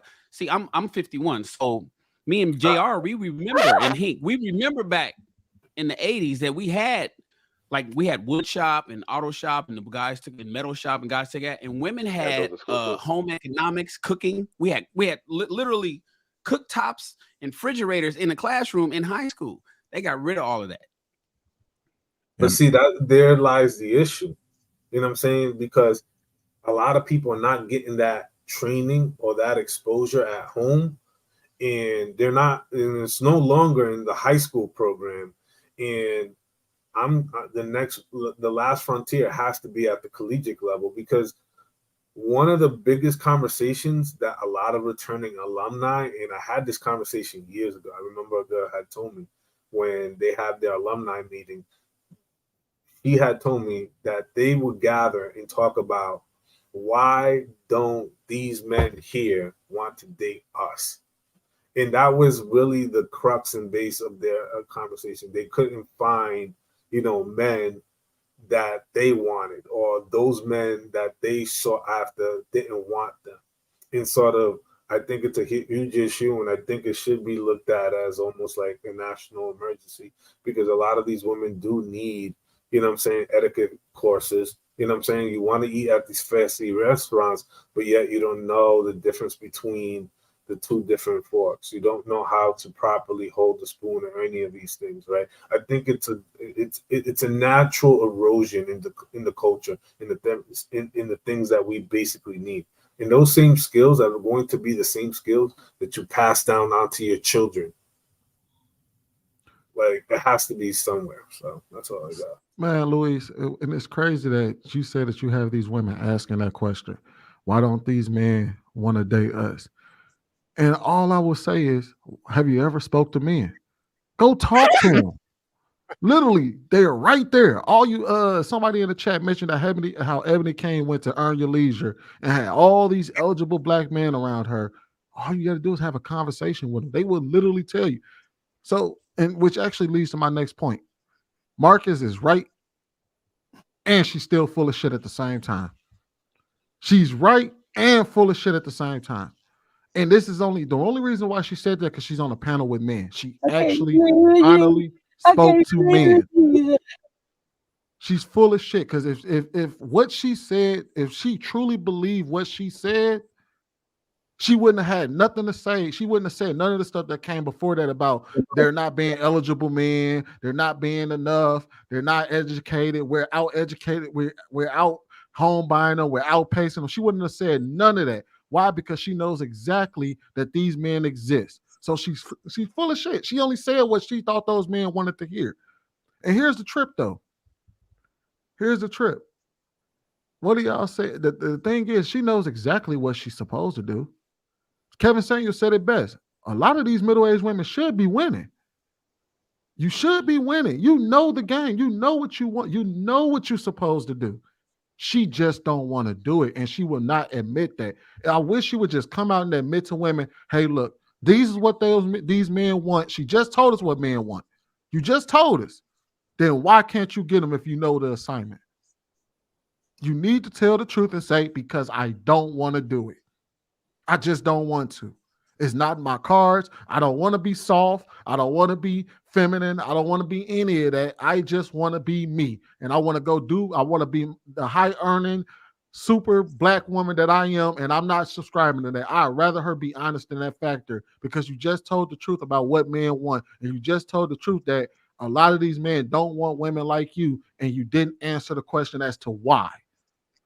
But Sweeney, that right there will tell you something. It's because those women like her, they're giving the wrong information and the wrong game to the younger generation, in the younger women. And because of that, they don't see themselves in younger women. They see themselves as the younger woman. Yeah, and the thing is, you're absolutely right, because that's what she was doing. She was double talking. She was literally double talking. She was saying one thing while also saying two different things at the same exact time, trying to fit both things. But again, and this is what I hope that a lot of women gathered from that conversation, and hopefully from our reaction to it, is that she simply doesn't want to do the things that is necessary for her to work with a man her age and her tax bracket. She doesn't want to do it. And I wish she would be honest enough to come out and tell women that, like, hey, this is what men want, but to be real with y'all, I don't want to do it. But that doesn't mean, go ahead, JR. No, I just wanted to put the last clip in real quick, and then we could just go ahead and finish the discussion. We'll put this last clip in. Think about it. I think you're damn sure, because I got girlfriends that and sorority sisters that don't like to date those men. It's exactly what you said. They're 40. They want to date a 40-year-old. They don't have kids. They don't want him to have kids. Right. So one of the reasons, I'm sure we'll get into this, you guys know I've been very public that I am deep into my single motherhood by choice journey. I'm having my child as we speak. Like, that process is well underway. Mm-hmm. And one of the reasons I'm doing that is because I date older men. And you know what the situation of older men are? They've had their children. Their children are grown. Their children might even be in college or beyond. So a 56-year-old man, even a 58-year-old man, is not inclined to want to change Pampers and warm bottles. Okay. He's done that. Right. So I'm not going to say, because I was doing that. Like, before I decided to do this journey, I was like 37, 38. And I was dating these like 52, 53-year-old guys, a lot of them in finance, a lot of them in, having businesses. And they were like, love you, definitely would be with you, would even marry you. But baby, oh no. No. So I kept running into that. Like, there were like 3 guys in a row that was the scenario. So it's like, now I got a decision to make. How bad do I want to be a mother? I had to assess that, because if that's kind of optional, then what he's proposing is a good scenario. Let's go live life, and I still boss out and be a great career woman, and we travel and go to the St. Bart's and Saint Tropez and live a great life. But if I really want to be a mother, and I had to make a different decision, which is let me go have my child, and then we can have more of a companion relationship with these older guys that have already raised their children and lived their lives. And that's probably the path I'm on. Yeah. But yes, to the front end of your question, what do we do as middle-aged, let's say that, let's just own it, right? Middle-aged Black women who are highly educated with these high incomes based on societal averages. We've essentially priced ourselves out of the market. And when I say, I mean, in a lot of ways, we priced ourselves out of the market in terms of our incomes many of the time. Because think about it, like, let's just talk. You guys are numbers guys for real, right? When you're talking about making $500,000 to $750,000 a year in some cities, You're talking about being in the 1 to 2% of income earners of the whole society. Yes. As period, not just as Black women, like period. Like when you make $750,000 a year or more in New York City, you're earning in the top 1% of New York City, even compared to white men, compared to Black men, compared to anybody. So now that's a small pool anyway. And now you're telling me that I want somebody that's earning in the top 1% alongside me, and I want him to, potentially not have children and want to have more children. It's too much. So yes, we do have to start making strategic, whether you want to call it compromises or settling or Mr. Good Enough, or I don't give a damn what you call it, but we have to start deciding what's important. So for me, being a mother is important. For me, maintaining a high income so that I can maintain autonomy and the ability to say no to any shit I don't want to tolerate is important. I don't give a damn who feel a way about it. It's important to me. Money is power no matter who has it. You better know that. Okay. How many women right now or men are in domestically violent situations because they don't have the capacity financially to leave and go anywhere else, or they, would love to leave a unfulfilling relationship? Because I love how people always act like people that, are in that middle to low income range. They're all good people. They all love their mamas and they're all perfect partners, right? Get the fuck out of here. No. For real. Unhappy, right? Let's stop that Tyler Perry bullshit. The reality is a lot of them are unhappy in those relationships. They're stuck together. We just spoke about this. Literally, they cannot fiscally look at these interest rates. Look at these rental rates. Can't afford to go anywhere. New York, because I was paying $6,000 a month rent for a 1-bedroom apartment. Get the hell out of here. So let me go ahead and get this mortgage situation going. So, those are some of the things. So you can't have it all. I don't care who you are, man or woman, but you can have a lot of what you want if you're willing to tell the truth about what that is and what that looks like. Didn't I tell you? Man. Didn't I tell you? I called it too. Didn't I call it? Different type of I called it too. she can see herself in. She presented 3 different relationship dynamics that she could potentially be in. Oh my thing is this, right? Wait, she wasn't consistent from the beginning to the end, she has been consistent, but there's only one aspect of a relationship that she has discussed throughout the entire video, and she's only ever said anything about financial or fiscal. She hasn't talked about how she's treated, if the nigga don't whoop her ass. She ain't talking about if he's a good father, if he's a good husband, a good man, if he got genuine qualities, nothing. The only thing she's talking about is fiscal. So to me, it sounds like she's not looking for a relationship. It sounds like a corporate merger. Like, and even that is just like not a sexy situation. It's almost like she's a female basketball player trying to get a male basketball player by showing him her dribble. And it's like, no, that's not how you're gonna get his attention. Bring him a towel, bring him a water bottle, bring him a Gatorade. He doesn't want to see your dribble. Like the fact that you can dribble and I play basketball too. Like, yeah, okay, like that's not how you get my attention, shorty. She think, oh, look, you know what I mean? And it's like, you look weird to me, you know what I'm saying? Because that's not what I need you for. I don't need you to dribble the ball. I need you to get me a towel. I need you to get me a water. You know what I'm saying? I need you to wipe the beads of sweat off my forehead. That's what I need. That's what's gonna attract me. So I think also she thinks that by having this financial power, I think in her mind she's going to attract someone with similar financial power. But really, the only thing that's going to happen if you bring 2 ball players together is they're going to compete. That's it. They're going to compete. They're going to see who going to dunk on who going to cross who. That's the only thing that's going to happen. Like, maybe they could be on the same team if there's a bunch of other ballers on the court too that they need to form as a unit to go up against. But in reality, there's no uniformity in that. Like, you know what I'm saying? Nah. Once we're finished competing, once I finish dunking on you, I'm going to go on the bench and sit with the girl who got the towels and the Gatorades, who's wiping down my forehead. That's who I'm kicking it with. And you're going to be over there. You're going to be over there sitting on the other side of the bench like, damn, why won't he pick me? I'm a really great basketball player just like him. Y'all know it's crazy. Question for y'all. You don't need the ball. Hold on, Sweeney. You talk. Go ahead. My bad. I do talk too much. Go ahead. No. I was gonna ask. I was landing there. Would y'all sell y'all sperm to her? Like, how you feel about artificial insemination? How much money? Would you? We talking? Let's say she offer you $200K. She offer you $200K. Would you do it? $200K for a nut? Oh, immediately. You kidding me? Yeah, you can have that. Take it. Yeah. I done given a couple of those away for free, you know. So I done flushed a couple of them down the toilet. Shit, you can have one for $200K. You gonna have to pay child support after that. You sure No, get I be throwing them away. You know, if you want to pay $200K, then she already paid. That's the best business arrangement I ever made in my life. What if she say 20K and you have zero paternal rights? Like you can never see the kid. I'll take the 20. Oh no, not 20,000 and no responsibility. I'll take the 20 bands. 20 bands and no responsibility sound like a good time to me. Hell no. They having the shortage on male black male semen right now, and the prices for us is up right now. They only paying $75. 6 feet tall. And yeah, I know I got some. Look, for $500K, and we could talk about it. $500K, we could talk about it. They only paying $75, but you only get to go once a week. But look, she mentioned autonomy.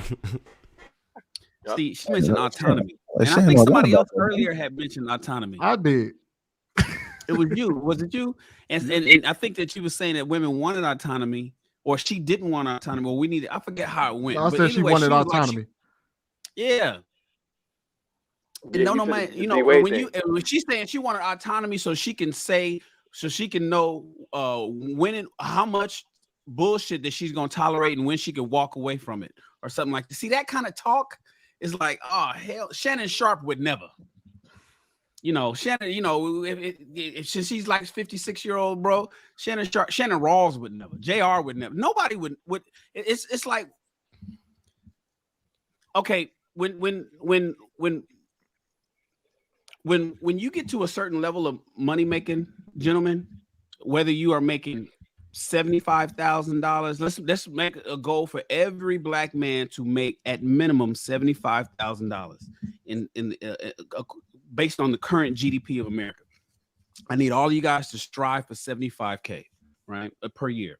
Now, when you get to 75K, whether you make it to 100K, whether you make it to 200K, whether you make it to $500,000, 750, as she was talking, the question becomes, how many Porsches do you want to buy? How many Teslas do you want to own? How many flat screen TVs do you want in your house?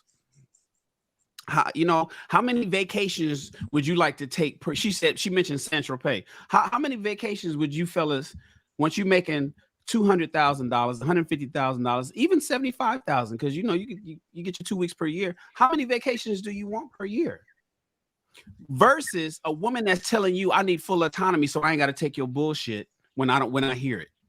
And that is the problem. That's the disconnect that a lot of women are having, and a lot of men who have no discipline and will fuck anything or is happy to get some pussy will settle for or tolerate. Fellas, you deserve what you tolerate. So you cannot go out and simply because a woman is giving you some interest or some sex and you taking that bullshit, that autonomy shit that she's talking about, and then get mad at the ultimate outcomes, which in our case right now these days is divorce and the kids taken and half your shit taken. Once you get $100,000 a year and you're making that because you've been at your job for the last 7 years and you're a senior and you're not a junior anymore, and you in the groove, and you got a little small entrepreneurship side hustle that's adding to that, because you're probably only making $60,000 at your job, but maybe you can make $40,000, a couple grand a month doing your side hustle. Make sure that you get a woman that's willing to live within your means in your life, your current lifestyle, and that because how many Mercedes Benzes do you need? How many Honda Accords do you need? Honda Accord is a brand new 2024 Honda Accord is a nice car. How many do you actually need? Because women is going to say, I need a man on my level so we can buy 2 of those. But you may not necessarily need 2 of those. I want to be able to go on these vacations. But where are we going together that I need your money? It doesn't make any sense. So it just seems like a lot of women, Ebony included, and guys need to be able to identify this in women that you guys are dating, are just out of touch with how men are thinking, especially considering that we're quote unquote cost benefit calculators. That's all I have on the JR. And going on that point, she's talking about that. So she's talking to men that don't want to have kids, right? But she thinking since they don't have the kids, she gonna go get a kid from somewhere else, and then now they gonna want her. No, they still not gonna want you because you got a kid, dummy. Like I was like, it's kind of crazy, kind of like because she speaks so logical with all the stuff that she was saying, and then when she said that, I was like, come on now, you're not really thinking it through, and that's why, man, it seemed like the women today, like they always talk about this 666. They want the devil because think about it. How many, goddamn, how many guys see those women in college? They was dating the hood dudes and stuff like that rather than dating the guys that was at the school. You see what I'm saying? But now all of a sudden, nobody on my level. But you had all these birds. It's crazy, man. He turned down But, Gerald. I agree with what James was saying, man. How that makes sense to me. She talking about upgrading as far as on dating older men. Like you said, this dude he wants to deal with his grandkids and send them home after about 2 or 3 hours of dealing with them. He tired, ready to go count time, take a nap. He's not looking to deal with changing the diapers, a baby crying. You know what I'm saying? 1 or 2 or 3 o'clock in the morning because I doubt she breastfeeds. She gonna definitely bottle feed. Her ass ain't gonna do that much. No, so she's not gonna want to deal with that. Have to go change it. He's not gonna want to deal with that. No, what man want to marry you? Now, if your child was a teenager, getting ready to go to college, maybe 56-year-old man ain't gonna want to deal with no 2 or 3-year-old child running around. He's trying to see her getting his last few nuts in. Because he's only got a few left in him. And now he got to deal with a 2-year-old come knocking on the goddamn door. He ain't trying to do that. He's trying to be an empty nester, enjoy life with you. Like you said, get up and go travel anytime you want to go. I want to go see my grandkids. I stay the weekend, go see my grandkids. But I'm not going to be running around with a car seat in the back of my car at the age of 56. I'm not dealing with that shit. It's only a couple of years though, right? Ain't it only about 5 years that the car seat going to be back there? No, the car seat could be all the way up to damn near 8, 10, or 12. Hey, Hank. All that shit. Last night, my daughter, she too. She woke up out her sleep, came and laid in my spot, peed in the bed, it came out the pamper, and then got on my leg. I had to go sleep on the couch. Now them my kids. I couldn't dare do that for somebody else's kid. Hell no. You think a 56-year-old man gonna want to deal with that shit? He gonna have to deal with spit up. He gonna have to deal with changing the diapers, pull up. Hell no. Running around in the backyard trying to educate and teach this little son bitch. Hell no, he ain't gonna want to deal with this motherfucker. Yeah, he ready to send that little motherfucker on about his way. Where's his mother? Where's his daddy? Where the parents? Come get these goddamn kids. He not trying to have them live on a 24/7 and then still would deal with her. Look, like you said, she doesn't give off feminine type energy. She doesn't. I could imagine her ass trying to come to the bedroom being sexy in some lingerie, but her ass talk like a goddamn dude. That's what ain't nobody got time for that. Yeah, she wants to do. She could chain the fuck up and slap on the ass with that fucking tassel garter belt she's wearing. Hell with that shit. Ain't nothing feminine about her. Ain't nothing gonna turn me the fuck on. As soon as she start talking, goddamn baby, just shut the fuck up. And bend the fuck over. Just don't say shit. Just bend over. You sound like a fucking bulldagger. I'm good. Hey, what's crazy is I gotta take back everything I said earlier about I don't think she's the same way. She's still looking for a sponsor. Talking about he don't want no kid, so I'm gonna go have my own kid and then I'm gonna spin the block to him with the kid. Like, I went James like, did you not hear what you just said? You just told us that this man said he don't want no 56-year-old man. I hope you just seen her interview and know she's gonna try to spin the block on you, kid in tow, and still expect you to take them on vacations, still expect you to buy shit and look at her son as some type of and be a father figure to her child. All of them. All of them want your money. can't The expect me young to take ones you and serious. the old ones. Yeah, I'm like, this is crazy. You 40-something years, you gonna tell that 56-year-old man, I'll be right back. I know you don't want a kid. I'll be right back. And then you gonna go off, pump out a baby, and show back up? Well, she's about to throw away her her leverage right now is the fact that she looks half decent and she's built half decent and no kids. You have a child at 40, it's going to be a lot harder to lose that 40. Who knows how much weight she's going to put on and what it's going to do to her body at the age of 40. And then she got yes, sir. Yeah, so this is the question that I'm wondering. What is the arrangement living dynamic? Are these people supposed to live together? Is she's hoping to find this person to live together? Because what it seems to me, the better choice for both parties is living together apart. And sort of that is more common now, where she has her own place and he has his own place. You know what I'm saying? And they're in this relationship dynamic and it works out how they work out. But I don't see her coinciding. I just don't. I don't see her coinciding.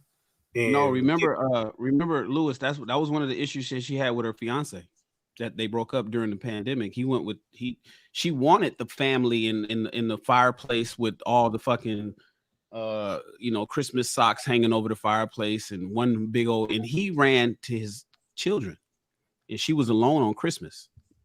That was an issue. So it ain't no you at your house. Ain't there somebody in the news right now where Sherry Shepherd, I think it was, that says that she's been married 20 years, but they live in two different houses. And Yes, she loves sir. it? You know, that's the current news with Sherry Shepherd right now. But a lot of women now, they're not trying to say you at your house and I'm at my house. Men probably won't have no problem with that. You know, it's like shit.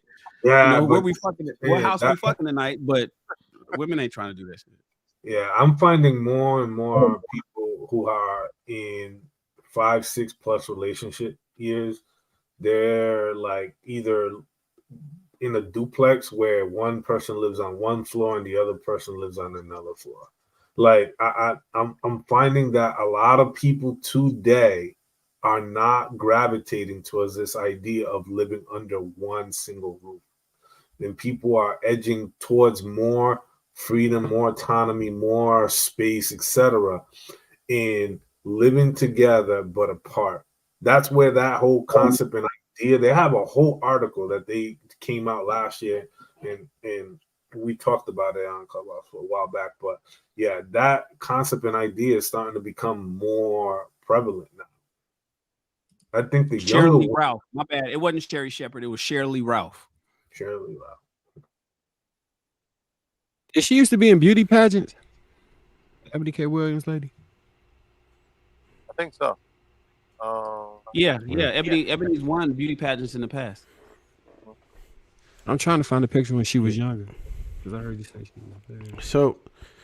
So I'll say this. Clout Jones, I have a serious point of contention with one part, right? Ebony K. Williams would certainly impress me if she showed me her dribble. And I say that because she is pretty much a pump and dump.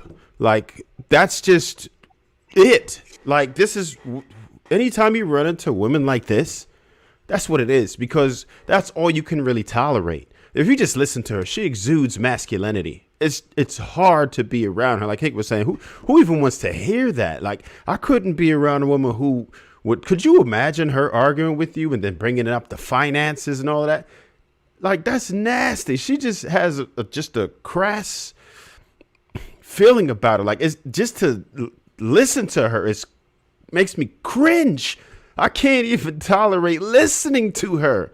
Like, it's that bad. She sounds like a man. Like, she probably needs to explore her options with women or something, because she might fare well there. Like, for the men, I can't see men wanting that, man. Like, and for her to know as much as she does about what to do, she is stubborn as a mule. She knows what she's supposed to do. She knows everything. You would think she was completely oblivious to how to get a man from her results, but she knows everything. She knows, like I said earlier, she's priced herself outside of the market, and she'd have to go ahead and get a zaddy like Shannon over there. She knows what she's supposed to do. She knows that we want a soft woman. We want a feminine woman, but she refuses to behave feminine. Right? She knows these things. She knows she can't acquire what she's asking for unless she is willing to compromise, but she's too stubborn to compromise. How do you work with a woman like that? Pump and dump, I'm sorry. Yeah, I mean, like you said, 20 minutes, man. That's the only thing I can work with. It's 20 goddamn minutes and I'm out. I'm done.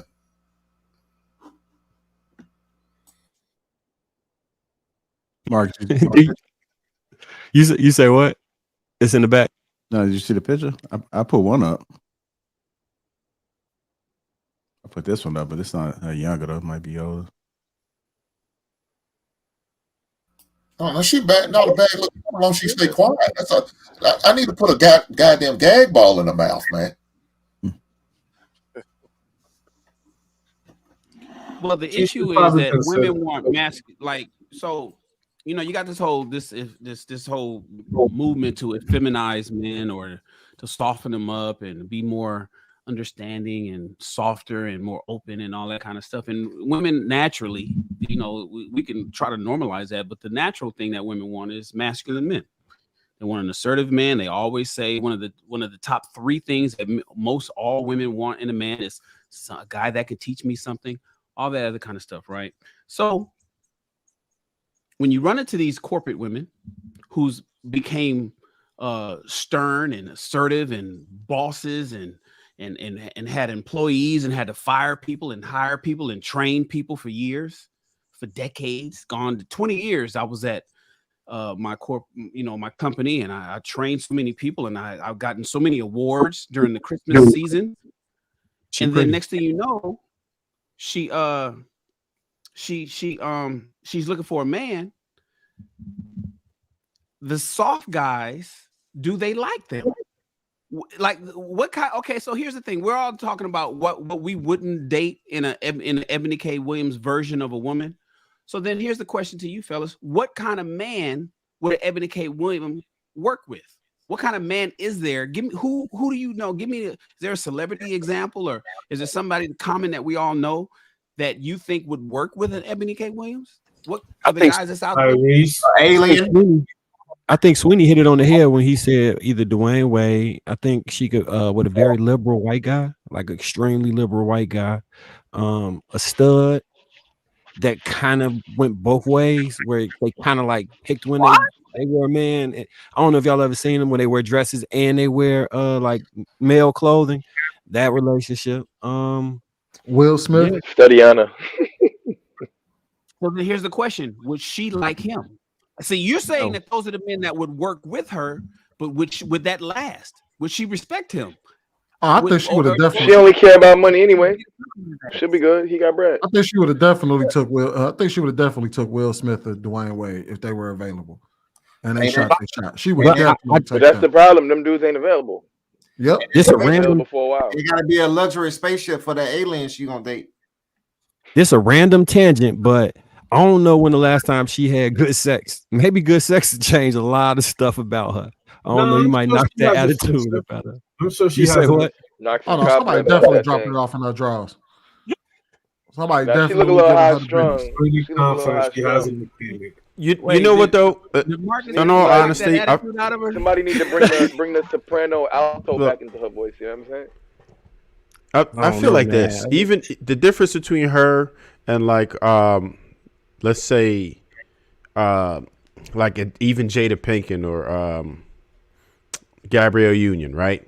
The difference is I think they got a little bit more game, right? I think they have a little bit of a better idea to how to seduce a man, right? How to behave soft. Like they know how to run a situation, but they don't.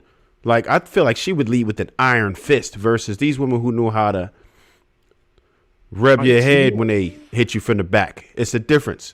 You know what I mean? Like it's a difference. I think they got more seduction about them. Like they got a little more Finesse. game. I don't feel like They got that they finesse. smooth. What you say, Yeah, got a vagina that yeah. bites back? I gotta kind of see the women that she runs with, because it will probably be a clear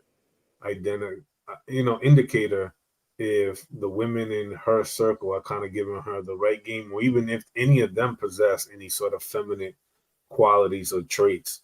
But I mean, one thing that I would say is, ladies, do not wait to become the man that you want. She's not that cute. Well, Man. That's nothing. Trev, that's scary, bro. Yeah, That's scary, because what you're saying is like the reality is there's a lot of women out there that know how to finesse a man and rub on his back, scratch his neck. She'll make him a sandwich at 2 a.m. She does what she needs to do until her claws is Got them dug claws in. Yep, when them claws is in. Yep. And then once she's in, and once she's got you locked in, and once you can't divorce her, or she's taking half your $250 million. Once she's in, then she becomes who the fuck she always was. Yeah, and that's the difference. I think that's why she can't even. She ain't got it in. It's more appreciative to be an Ebony K, because at least she's showing you who she is up front. Mm-hmm. Which one, you know what I'm saying? Because if Ebony is saying that this is how I am, I'm this, I want full autonomy, and I want to be, and you could be like, okay, well, you know what, damn, at least you keep it 100, I could deal with that. But then you got the other woman who's rubbing on you soft, sucking your dick when you want to, swallowing, doing all the extra shit in the dating phase, and then she fucking locks you in, spits out a kid, and then she fucking says, "Fuck it, now I'm gonna be who I want." And what you gonna do about it, nigga? Shannon, we gonna go back and forth about this. How many of them is doing this, bro? How many of them is pulling this bait and switch? Yo, bro, Sweeney could tell you. I literally just escaped one of those a year ago, bro. Wait, who just Marcus, said that? Who just you said got that? lucky, Marcus. You got lucky, Marcus. They out there. It's a legion of them out there, Marcus. The Legion. Wait, who just said they got bait and switched? I got to ask you some questions now, if you don't mind. I won't cry at all if you don't. You feel like answering some of these questions? Hey, I got no problem with answering these questions. I want to save brothers. Like Ebony, who's destroying these young sisters by giving them all this bullshit. We want to straighten out the brothers. So. when you first met her, what would you describe her personality as? Oh, accommodating, sweet, very, very what I say, submissive. She's probably soft. She probably talk to you right. Yeah. She fucked him right. So all of those things. How often did you see her weekly? Well, this is the thing, it was a long distance relationship. So okay. I'd say twice a month, 2-3 times a month. Now you can get hit with the bait and switch on the long distance. How often did you talk to her on the phone? Every fucking day. All day. Pretty much. Did she fight a lot with people in her family? Yes. That was the red flag right there. That right there. Bruh. The game was tight. The game was tight. So the red flags were there. But the game was so tight. The other soft skills, the chameleon skill set is fucking intense. So yeah. So the reason I asked you that is the best way to see somebody is to not look at them. How do they treat other people, right? How do they treat their family? How they treat their best friend? Why don't they have a best friend? Why did they last 4 relationships with their girlfriends fail? Why her and her brother don't get along? Why her and her mom don't see eye to eye? Why, if you interpret all of those relationships, you can start to develop and extrapolate some type of a pattern as to the way her brain works. So she feels like, I always say this, it's like 3 types of women, right? It's the women that want to get even, it's the women that may get even, and the women who just disappear and don't want to get even. I prefer to only date the women that disappear. The women that's 50-50, you're not sure. You may get hit, you may not get hit back. The women that get even, you need to run as far and as fast away from them as you possibly can. So in the relationship with her family, like her mother or whatever, and she's constantly fighting with her mom, or her mom say something and she can't let it go, can't be the bigger person, can't, you know what I'm saying? Like back up out the situation. Like, all right, you know what? I'm not even gonna go there with you because I see you want to argue. If she engaged in an argument, leave. Because the people that mean the most to her in her life, how she's treating them, when you mean the most and even more, she gonna treat you even worse. Because if she love them, she gonna love you harder. And the way she fight with them, she gonna fight with you harder. Yeah, I was gonna say, go ahead. I learned all those lessons well. And I will be the cautionary tale for brothers in the future. And yeah, I'm old enough to know I was in school when they taught home ec and all those other soft skills too. So but yeah, brother, trust and believe. Never again. Never. And one thing I did learn, and this is something that that's real important, is what you just said, Marcus. The red flags matter. And you can't overlook those red flags. And when you look at those interpersonal relationships with other people, you know what I'm saying? The one thing she had in her favor is that she was vouched for by somebody I trusted. And that was one of the different things. But like I said before, like I said before, you didn't say anything wrong, bro. Everything you said was exactly how it played out. And so that's why I just kindly closed that door. And like you said, there's something about the ones that want to get even.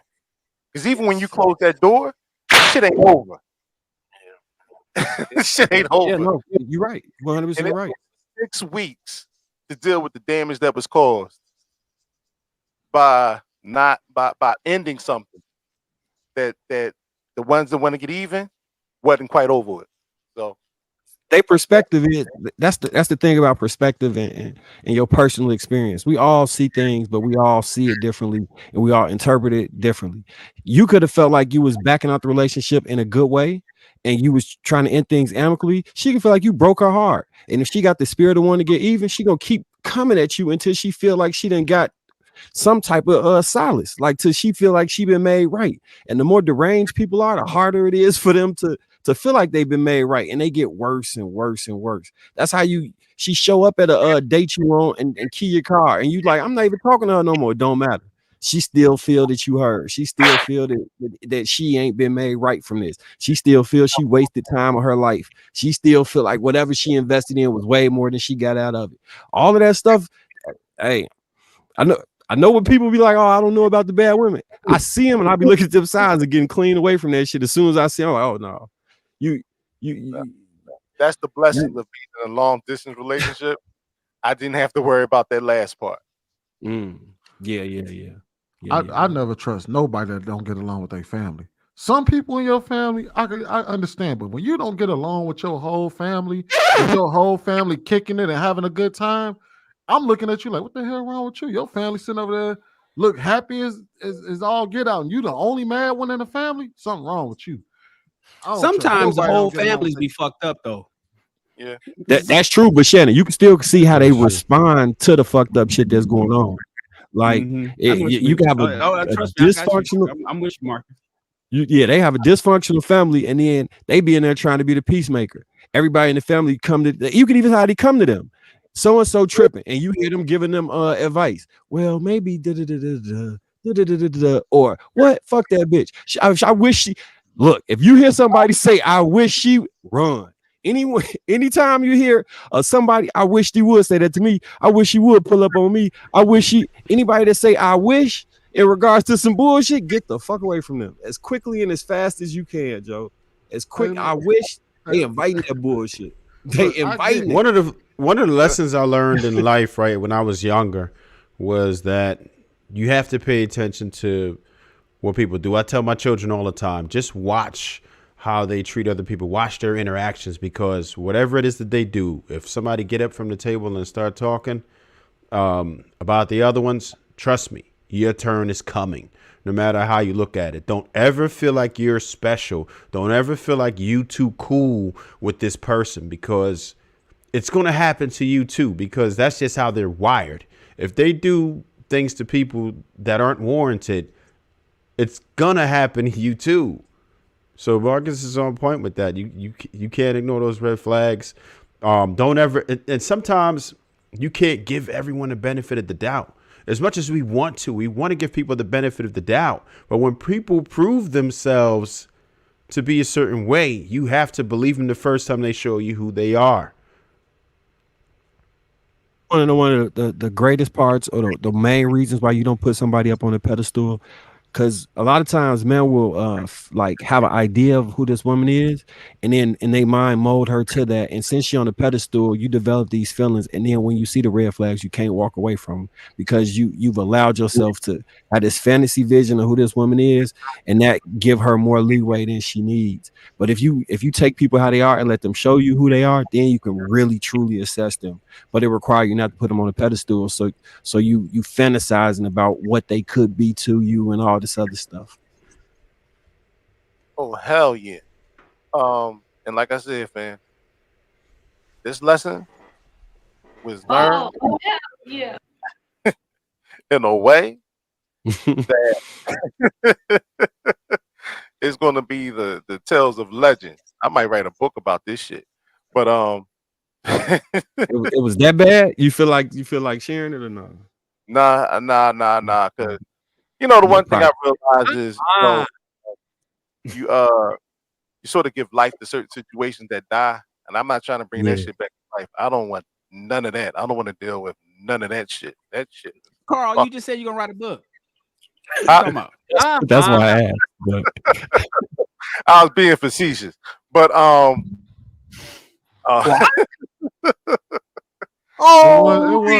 it was a fucked up scenario though, man. I ain't gonna lie. That's my brother, man. That shit was fucked up. So yeah. I mean, and like you said, she really was a real chameleon. I mean, it's so Shannon, when you were bringing up the chameleon part, you know, it just like sort of resonated, like really, because I think that's the lesson we need to be. One of the lessons, if we have any messages for the young brothers, is that the clarity that Ebony K. Williams is using and being this transparent in terms of how she is, like she don't have a filter. But a lot of these other women that are coming up, young women, they're being schooled at a very young age at how to be manipulative, how to be sneaky, how to be toxic, and how to use what they got to get what they want. And then once they get Lori it, Harvey. right. Once they get it, then they're destroying young men, because these young brothers, and I work with young brothers every day, the way they see women now is from the perspective they don't trust none of them. And they look at them and they treat them in a way where the distance is expanding in terms of, you know, bringing these young boys together with these young ladies. It's expanding because they see the chameleon, because these young ones aren't as good at being chameleons as their predecessors, because they're just like Ebony K. Williams.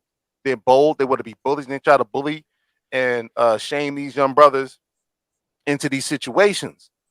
But if they get past that gaze, if they can utilize that gaze to get past that barrier that these brothers are putting up, then they too will fall victim to this chameleon.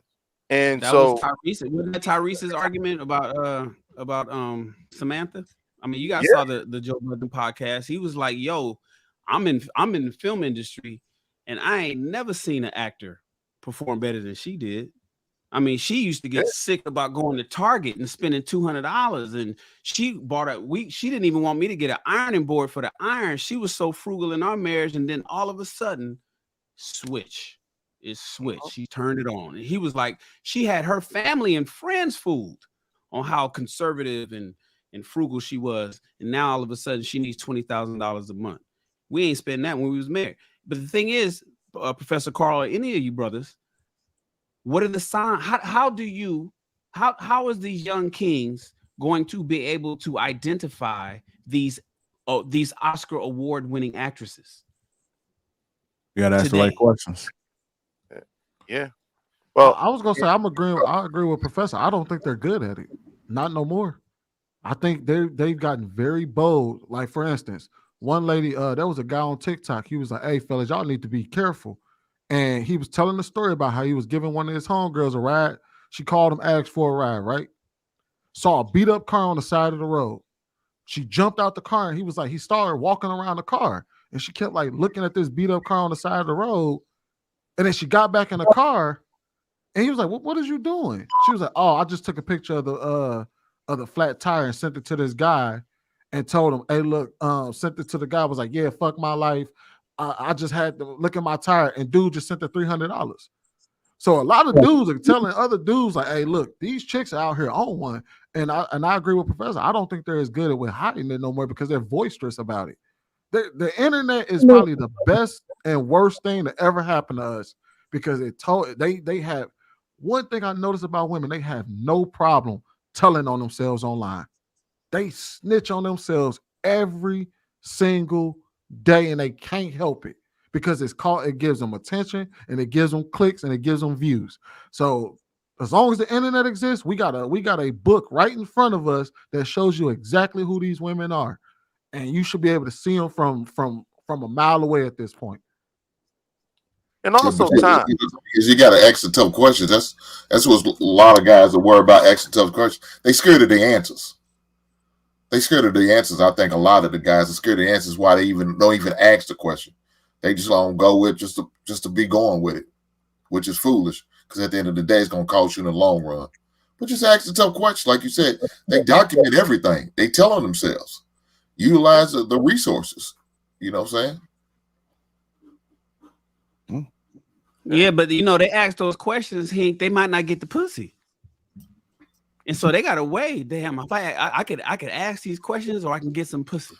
Which one do I do? Jag off. Ask him questions, move on to the next. But see, and that's the thing, right? Because if you start operating with post nut clarity, that shit get clear a lot of that glaze out of the eyes. And I think a lot of them might need to start dealing with it like that because, like you said, it eliminates the bullshit because now all of a sudden her feminine wiles don't work on you as well. Now, we're talking these young guys who are just coming into, their testicular fortitude, and that's kind of hard. But I mean, they want to avoid the heartache. Pause. Pause. They want to avoid the heartache. What do you say, Mark?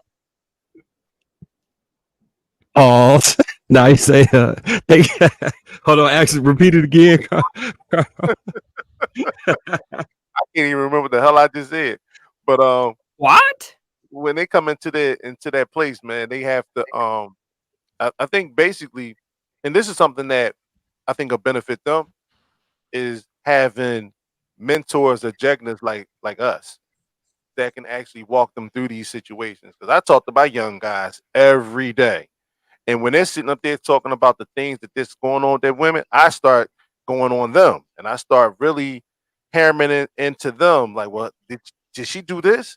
Well, what is this response? Well, and I'm drilling them on this conversation in terms of what they deserve and their value. Because the one thing I think is really missing out of this is we have gotten to a place where men don't know their value, so the young men don't know their value. And therefore, they think their value is only servitude and penis. And if they can't serve or provide penis for these young women, then all of a sudden they feel that they have no value. And they have so much more value. And so these are the conversations I have with the young men when I come in contact with them on a daily basis. You know what though? I think the young men I think they're learning from my mistakes a whole lot now. I think they see it. Because one thing I noticed, right? There was a video on Facebook talking about the video vixens of the past, right?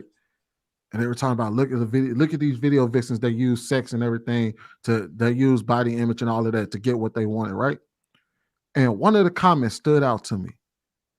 One of the comments were, oh, well, now all these men, these beautiful young vixens used to be in all these music videos, but now all of a sudden you just see a bunch of dudes with 60 other dudes in the video with them. And I responded, I said, it's probably because they're trying not to get accused of anything. I find it interesting that in the heart of the Me Too movement, The only people that still got something that come up with these lawsuits and things like that are women from 30 years ago. You haven't heard no new women coming out speaking about something that somebody brand new have done. Because normally these men are leaving them alone. These young men are leaving them alone. They got their cameras out. They recording everything. They like, no, you're not getting me. And if I do a music video, a lot of them are sitting and camaraderie amongst each other, and they deal with women how they deal with them, but they normally try to protect themselves. And that's what I'm thinking we're starting to see today, is that a lot of these young men are learning from our mistakes. They see what we went through, and they look at it and they hear our stories, and they like, and they see the women. Like I said, these women are telling on themselves. They're not hiding. So Queenie. go ahead. I'm sorry. No, Go ahead, thought bro. you had. No, I was gonna say to your point. I think Law and Order, all them episodes of people watching just how sexual misconduct can go down, the way they change the actual meaning of consent and understanding getting consent first, like all of those things, I think is leading to us being more sexually responsible as men and not being in them situations. And to your main point about learning from the past, I specifically watched my uncles have a lot to say, like about women in relationships, and I just looked at it and worked backwards from the problem. Like, what are the issues they complaining about? Okay, so I need to make sure I get a woman who doesn't nag. Okay, make sure I get a woman who doesn't have unrealistic financial expectations. Okay, get a woman who would like to be peaceful as opposed to wanting to argue and get any type of joy out of that. Okay, check. Get a woman who doesn't talk down to me as a man or attempt to try and talk down to me as a man. Check. Okay, get a woman who's not domineering to other women around her. Check. Okay, and I just kept looking at all the things that they was complaining about, and I was selecting with that filter in mind based off of I thank them all the time, because I wouldn't be able to have the type of relationship I have had they not been in the situation that they was in. They crawled so I could walk. You know what I'm saying? Like I definitely appreciate all their sacrifices and everything they had to go through, because I watched it. I really watched it. I was convinced I would never get married. Like, I'm like, oh, I'm never getting married. I'm just gonna have a lot of women to the day you know what I'm saying? Then when I start filtering through and finding women that hit all those markers, for me, I'm like, oh shit, this is a great thing. And I can come on here and be happy. You know what I'm saying? And instead of, had it not been for me having the conversations with them, I may have been in a situation where I ended up with the type of women that they talking about. You know what I'm saying? So I appreciate all the older men that came before me that went through it and expressed they disdain. That sounds like you was over there using them, huh, Marcus? I mean, you useful or you useless? They was useful. And I think we got really good at identifying predatory and abusive behavior, because a lot of the things that women do that is seen as the norm is oftentimes abusive, and we don't even think about it that way. Like weaponizing your kids against you is abusive behavior. Telling you, threatening divorce to take half your stuff is financial abuse, but nobody would call it that. And we're starting to recognize these things, and men are starting to listen to these stories and recognize these things as, I don't want to deal with that shit in a marriage. So that's what I love about King Talk so much, man, is that we unpack so many different things, and we are able to explain a lot of different things that some people just can't explain, because a lot of men don't know that they're being financially abused in relationships where they're leading their income. A lot of men don't know that their children are being weaponized against them. So I think it's dope.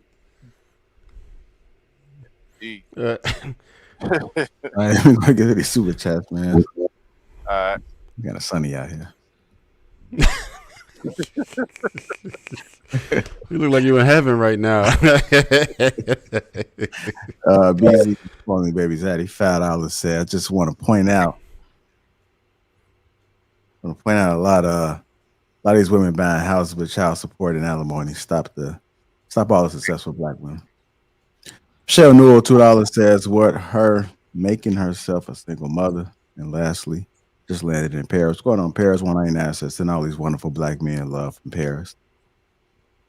Man, look at my suntan lotion. That's a bright ass light. You got them HPS weed growing lights over there. Showing that beard look good. That beard look That beer looking good. Crispy. That's one of those 20s. Y'all crazy, man. How old was you when that beer came? When y'all beers came in? Man, I had a beer since I was in high school. Oh no, I didn't have that. I got mine like probably like 25 or something like that. When it started like connecting and stuff, like 25. And then I started, I got my berry juice, and then it was on from there. If you know what I mean. I've been rocking the Wolfman Jack for a long time. I finally let it grow in it.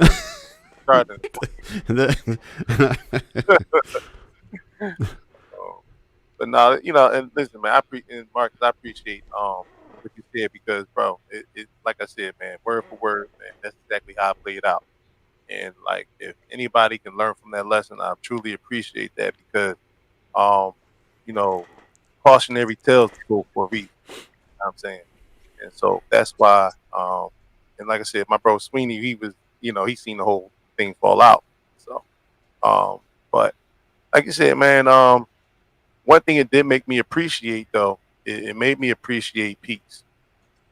And if peace is non-existent, you know what I'm saying, in any situation, then I make my exit. I don't even tolerate that. You know what I'm saying? The moment that I said, yeah, we're done, I felt peace here, I felt peace here. It was done. I never looked back. That's the way to move. And I it get difficult for like I was saying about the pedestalization. Maybe I didn't describe it correctly, but when you know somebody is a peace disruptor, you can't allow them to get close enough that you even care about them leaving. You understand what I'm saying? That's I think one of the main things. You gotta be able to drop it. Like, oh no, you ain't right. I don't need no explanation, because this is a pattern of behavior. And I'm not even gonna let you get close enough for me to actually care about you leaving. It's just not. Nah, you got to go. You got to go. Know what you gonna do, but it ain't gonna be me. You gotta go. Trouble. All right, we're gonna go ahead and I'm over here sweating, fellas. Shit. East.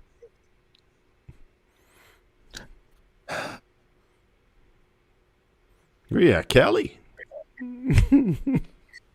Wait, what? I ain't gonna lie to you. I kind of feel bad for Ebony K. Williams a little bit, though, man. I do too. It's like you got all of you did. You got three. all that success.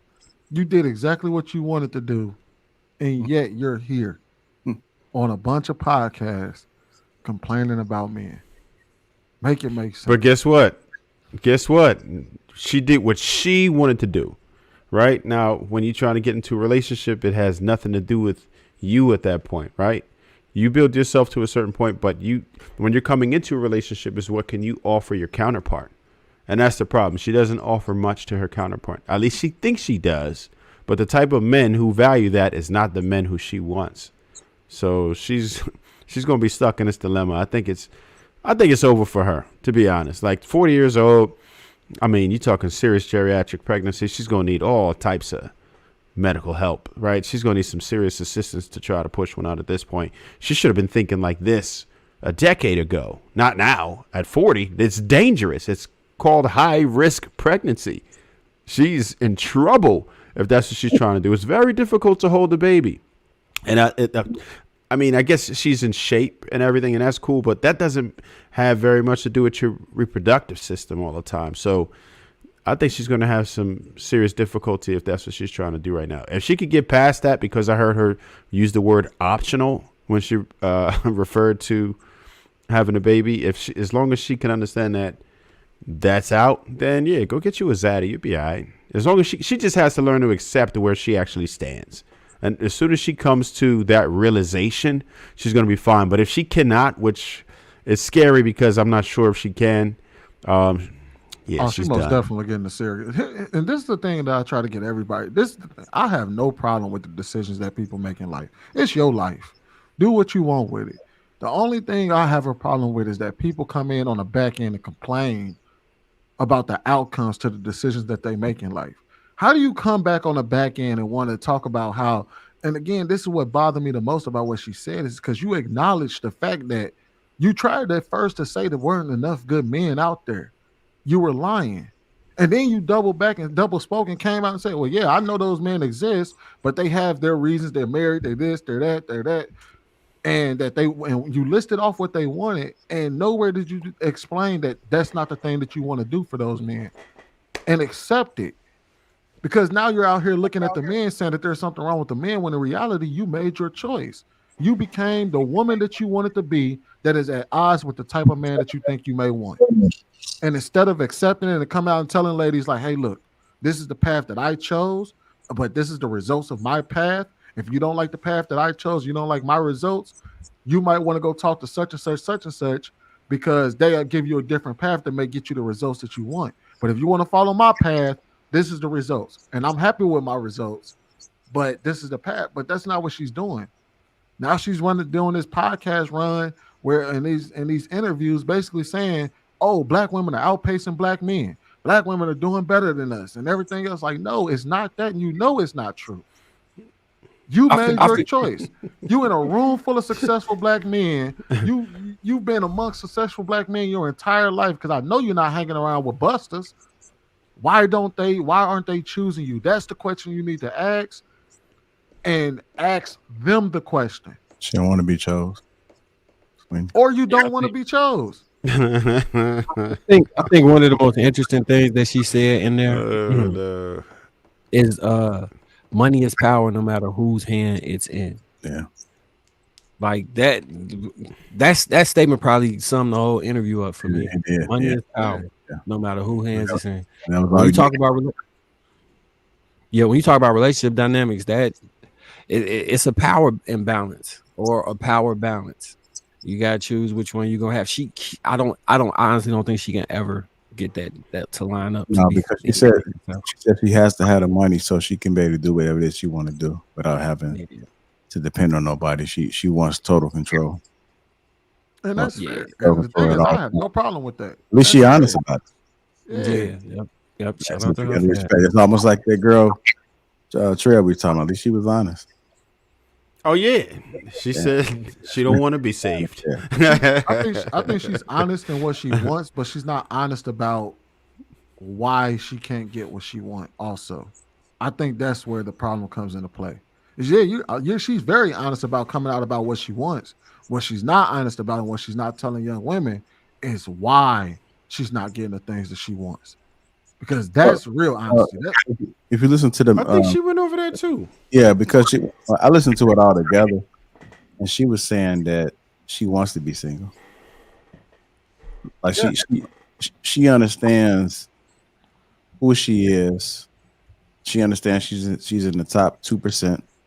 She understands that it's going to be difficult for her. That's why she basically said she started the process of having a baby without a man. That's what I heard. Yeah, she did. Yeah, so she started the process.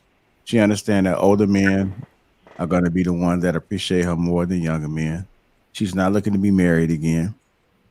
She's okay with being single. Because what's important to her is money, not family. What's important to her is having that power, that control to be able to navigate on earth to do whatever she want to do without having to be submissive to a man.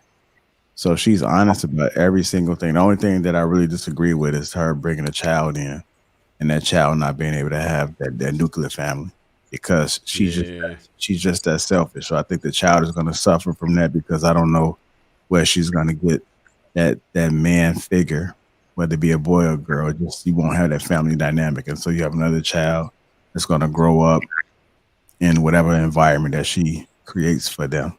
So. But she's and that's her being involved. Also, I don't think she realized that level of selfishness that she has is going to transfer to her style of parenting as well. Yeah. I don't, and that's why I feel bad for the child that she's going to bring into this world, is because that's selfish. You don't turn that off because you become a parent. Mm. Well, that's something you don't see the consequences for until the child is already here. And unfortunately, if you go back to that documentary, The Crew of 86, right? That's what people call it. where you had the classroom full of girls, teenage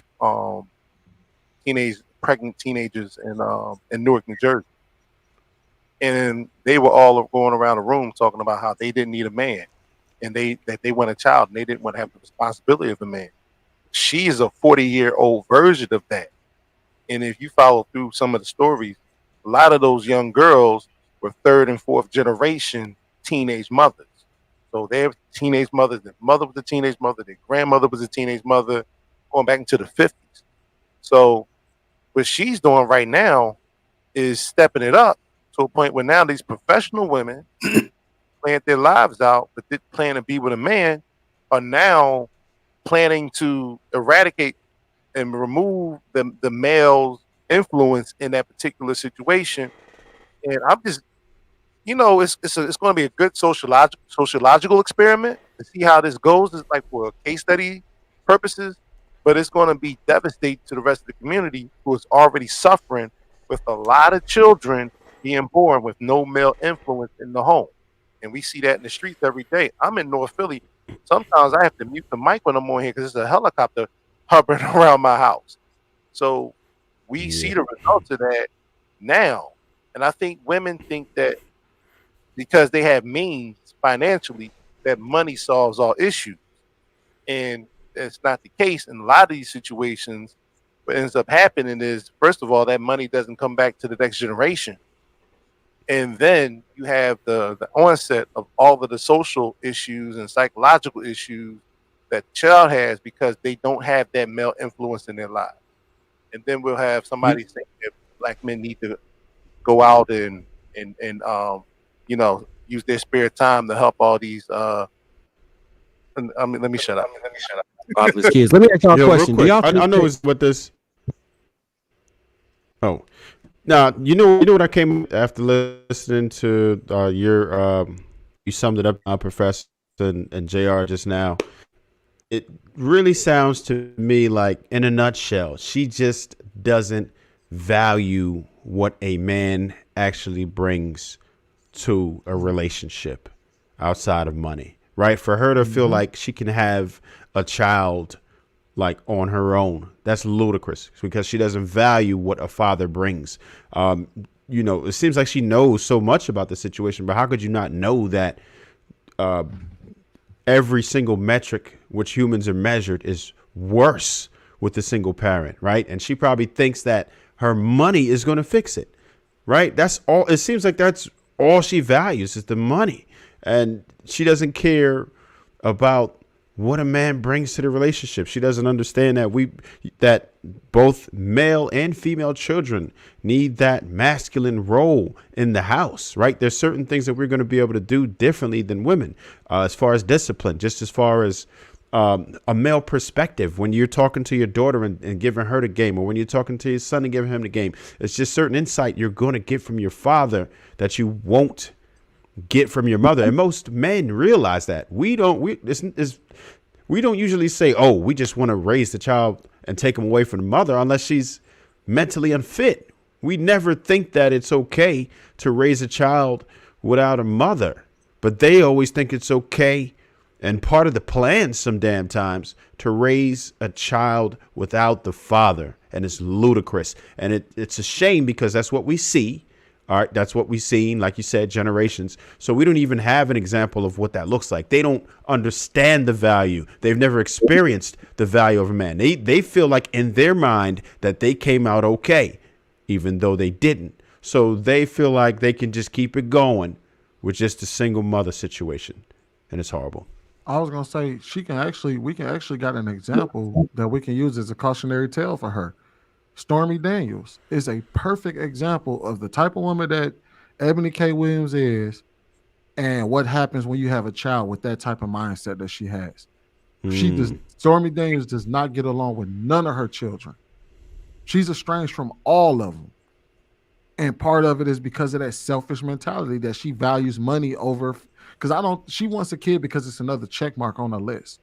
She doesn't want a kid because she genuinely she has this mothering spirit. It's just, I know I'm supposed to have a kid now, check. And that's what she's trying to cross off her list. But like that selfish mentality that she has is gonna rear its ugly head when her kids, because she's gonna think that she can buy her kids love. She's gonna think that money is gonna buy her, but because she takes care of her kids and they have all the finer things in life, that's what's gonna get her along with her kids until her kids got their own minds. And then and she doesn't want to, and that selfish nature as far as the money comes into play. Because I don't think she's the type that wants to share money with anybody, not even her own children. So it's gonna be interesting. You said what? Why would you want to share God with anybody? That's what she worships. Yeah, money and her God. Do y'all think that so I kind of noticed the people who sound like her also list travel as one of they most is travel. When people talk about traveling, do y'all kind of get a red flag from that? Like when they like overly upset? Yeah. True. And my whole thing is, haven't Well, you like traveled enough? Well, I get all well with her. I mean, I don't know if she travels. Some people can have money and just still not travel, but I think it all depends on who you including when it comes to travel. Like there's a difference when somebody says, I want to take family trips versus someone to take trips and experience without the family. You know, you don't have too many people taking their kids when they go vacation. It's mostly they're going out the country without their kids because it's a vacation for them.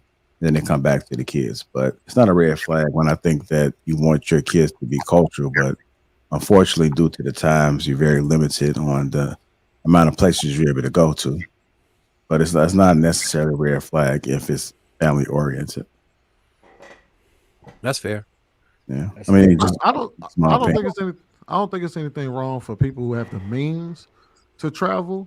I think it's problematic because it's one thing if you've always traveled in your life and that's something that you've done and that's something that your family has done. My problem is when people who never came from that type of background. I ask them like, where did you get this thirst from? Where did you get this innate hunger to travel? Like who raised you? Because you didn't. Because me personally, traveling we went to Six Flags and Gurney Hills. You know what I mean? As a family of like 30 of us deep, and we used the little Coca-Cola Coke can, the pop cans to get $15 tickets and shit like that. Or you went down to Atlanta to grandma's house or something like that. Where's this thirst that these people are getting where they look at, oh well, I need to be able to travel to the south of France or Paris or the I don't know, bro. I don't travel outside the U.S., so I don't know any other countries. Well, I mean, I can only speak for me. You know, for me is that I've gone out the country several times, but I don't think I've gone out the country to experience how it's different from the U.S. So I don't think you really have nothing to compare it to. But I'm hearing that it's better. Now the places, certain things are better than what it is in the U.S. But then when you look at everything that's going on, especially now, you want to say, well, the U.S. looks like it's a bad place because I couldn't imagine being in some of the videos and footage I've been seeing. I'm like, damn, they have no control whatsoever. Like they're just like they've been eliminated and they have no control. So then you start to appreciate the U.S. a little bit more, at least for the protection or at least having the force, but people not to be able to attack us. So I think it's all about the mindset. There are definitely some different things that happen cultural, some things that may be better than what the U.S. presents to us. And if you're not thinking about that, then it's not going to be an importance to you. So when I travel out the country, now I'm going to be paying attention to how it's different from the U.S. And that's where that thirst may come from as far as with me. But I can't say, I mean, some people just want to do it just so they can post. But I'm just looking to really see if we've been programmed to think that the U.S. is the best place to be when you may be able to go to Japan and it might be a better living. I don't know, but at least if I go there, at least I'm able to experience. I know Marcus have traveled through basketball, so he may be able to speak a little bit better about it, but I don't know yet. So I could probably have to speak with Marcus or either go for myself to see how true it is. No, you're right. One thing I say is like racism in the United States, it's not the same when you go to other places. They are groupists, but it just none of this stuff hit the same. And then you start to appreciate different things. Like, so I was in Lebanon for 6 months, right? A year after they blew their president up on Valentine's Day. And they hadn't completed all the infrastructure, so they would have rolling blackouts. So from every night from like 10 p.m. to 1 a.m., it was no electricity in the place unless you had a private generator. But you would notice other things like the pace of living is slowed down, and they can appreciate life a lot more. Everything is just so you never get to sit still and just enjoy enjoy your time. Another thing is like family dinners, people sitting around the table and actually engaging in a family meal and coming together as a family daily. That's a staple of a lot of places outside the US. A lot of us, we eat on the go, eat in the car, eat while we running from here to there. It's a different life. But with the type of travel I was talking about though, JR, was like when people be like they more concerned with posting on Instagram and impressing people with, it's like the second thing they list. What do you like to do? Oh, I like to travel. Everybody like to travel, but like it seems as though it's a lifestyle that they're looking for, not so much the culture. It's to be able to present a lifestyle. And that's what I kind of meant by a red flag. Like, because it is good to travel and get culture, but it's a difference between doing, what's within your means. And I evicted this girl one time. She didn't pay rent in 4 months. She was posting the entire time. She even went to one of the fights in Vegas. And all she cared about was making sure that she was at the next event, going to the next thing, to the point she got evicted. And I assume it was some other people in that same situation who I wasn't privy to their social media. It's like people prioritize the wrong things. My homeboy told me he was on a date in Atlanta.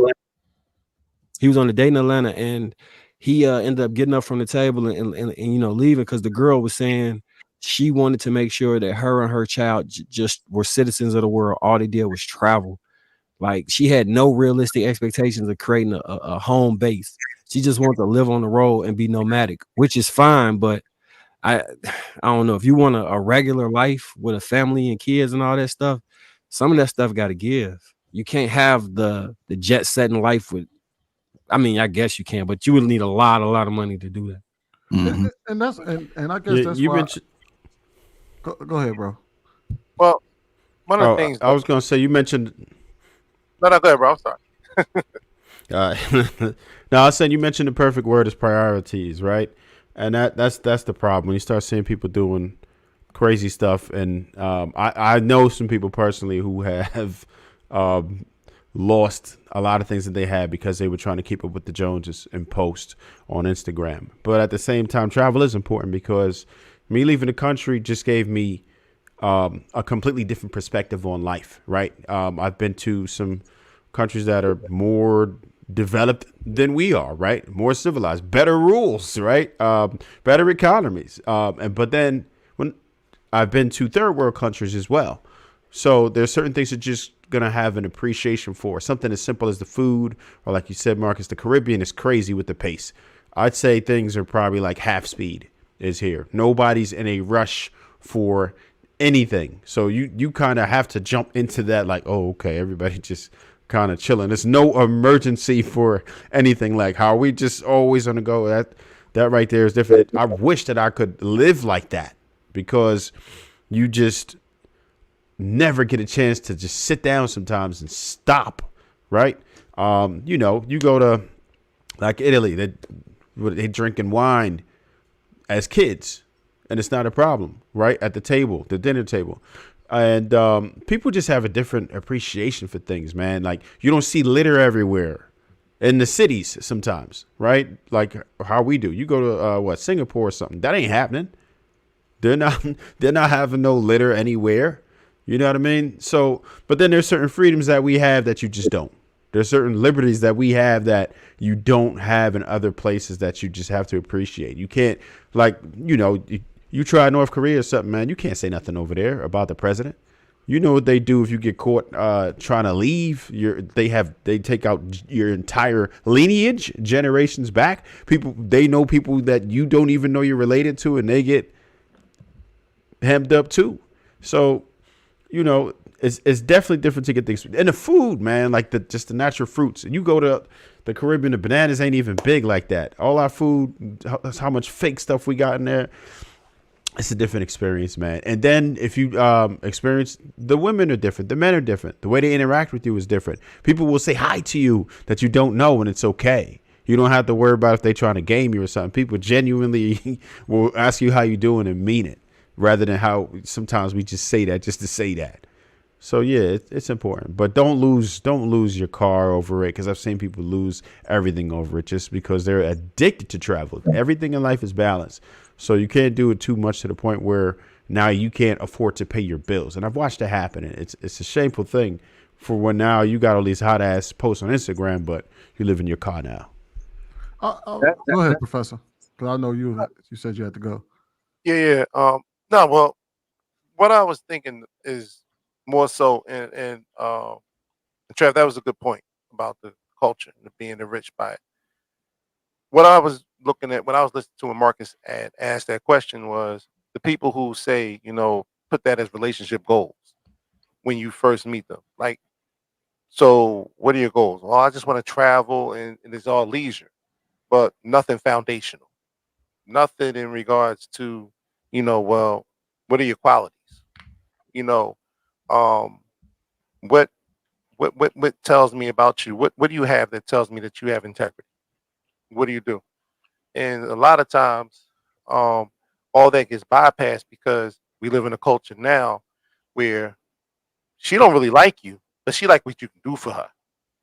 And so those are the types of so when I hear that, I need to know more about this before I indulge in this. And we already talked about my situation with red flags.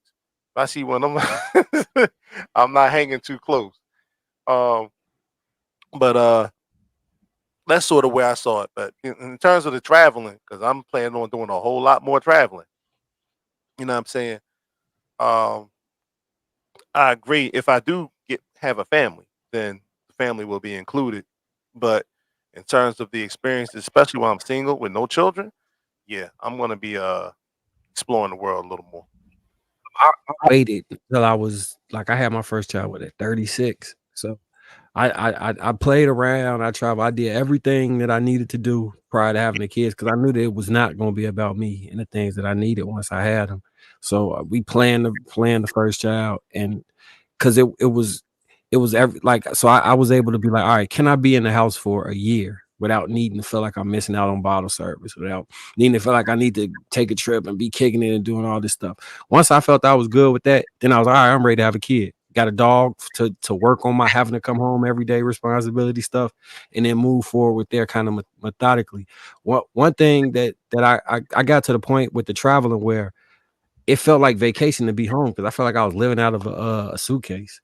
And I like when y'all talk to me, I'm like, yeah, I've been at the crib all day, man. I'd be excited about that. To me, it sounds like that's traveling for me, being with my family. Like that is I'm not trying to escape it. Like I want to be there. You know what I mean? So, I don't know. It's a different perspective. And me personally, I'm speaking for like the average person, man. I'm not speaking. I'm talking about the average person out here having these because that's what they see relationships as. They see it as this meal ticket to travel and do. I'm like, that is not how our grandparents work. That's not how our parents work. That's not how we work. When you come from that lineage of average people, that is not how the world works. And I can tell you right now, like I've never been outside the U.S. Never been outside, but I've been to a lot of places within the U.S. I've been to Sedona, Arizona. I've been to California. I've been to New York. I drove from Dallas to New York City. Took the whole coast up. Stopped. Seen J. Cole's house on the way up there. Stopped in Philly. You know what I mean? And I could tell you right now, that shit is expensive. And we drove with 5 kids for a week. That shit is expensive. So for people to go in, like for average people to have this mindset, like, oh, I got to be able to travel outside the U.S. That's my requirement for relationships. Where are you getting this? Do you know how much it costs to travel? Do you know how much it costs to round up 4 or 5 people and put them all on a plane, and the tickets are $1,000 a pop? That shit ain't cheap. Nope. But you expect this man to provide that lifestyle for you and you average as hell and he average as hell. Or you saying that you want a rich man just so you can be able to do that. No, ain't no rich man about to sit here and let you do that bullshit either. Just ride around the world like you know what I mean? And the thing is, I think what happens is that we become so connected to the world where we see other people's experiences. And what I noticed, one thing that my parents told me, because they went to London, right? And they realized over there that everything was a train ride away. All them countries, you can hit any country over there because it was a train ride away. And I was like, what y'all don't realize is that over there it's easier for them to get their passport stamped than it is for us over here. Because we got a whole ocean that we got to cross. But how you travel from Texas to Oklahoma is how they can travel from London to Paris. The same train ride, the same 3-hour train ride that you have to take to get from Dallas to Houston, they can travel from Paris to LA. I mean, from Paris to Egypt. So it's like you can't look at the world and think that's the life you're supposed to live. I tell people all the time, hey, the United States is one of the greatest countries in the world to me because we have everything. You want snow, we got it. You want beaches, we got it. You want the food, we got it. You want the different cultures, we got it. You want mountains, we got it. You want desert, we got it. You want big cities, we got it. And a lot of people, like, what baffled my mind, me and my wife went to the Hoover Dam, right? And there was nobody from America there. Everybody that was there was from other countries. And I'm like, do they realize that how many people have never seen the Hoover Dam? And they live here in the country? Yeah. But one thing I will say that's good about traveling, if you're a single man, is you get to have an accent someplace. Like, I enjoy having the accent in London and trying to make like in different countries, trying to figure out how to communicate with women and stuff. It was a fun, like, because it's a trick to it, right? You got to still be yourself while trying to translate through a language. Huh? That's not using on creep mode.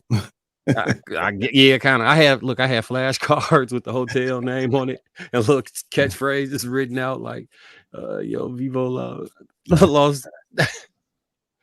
Hold that thought, yeah. We gotta close out, man. I gotta get up really early, man. But Lacey 199 says, "Great talk, Kings. Salute to you."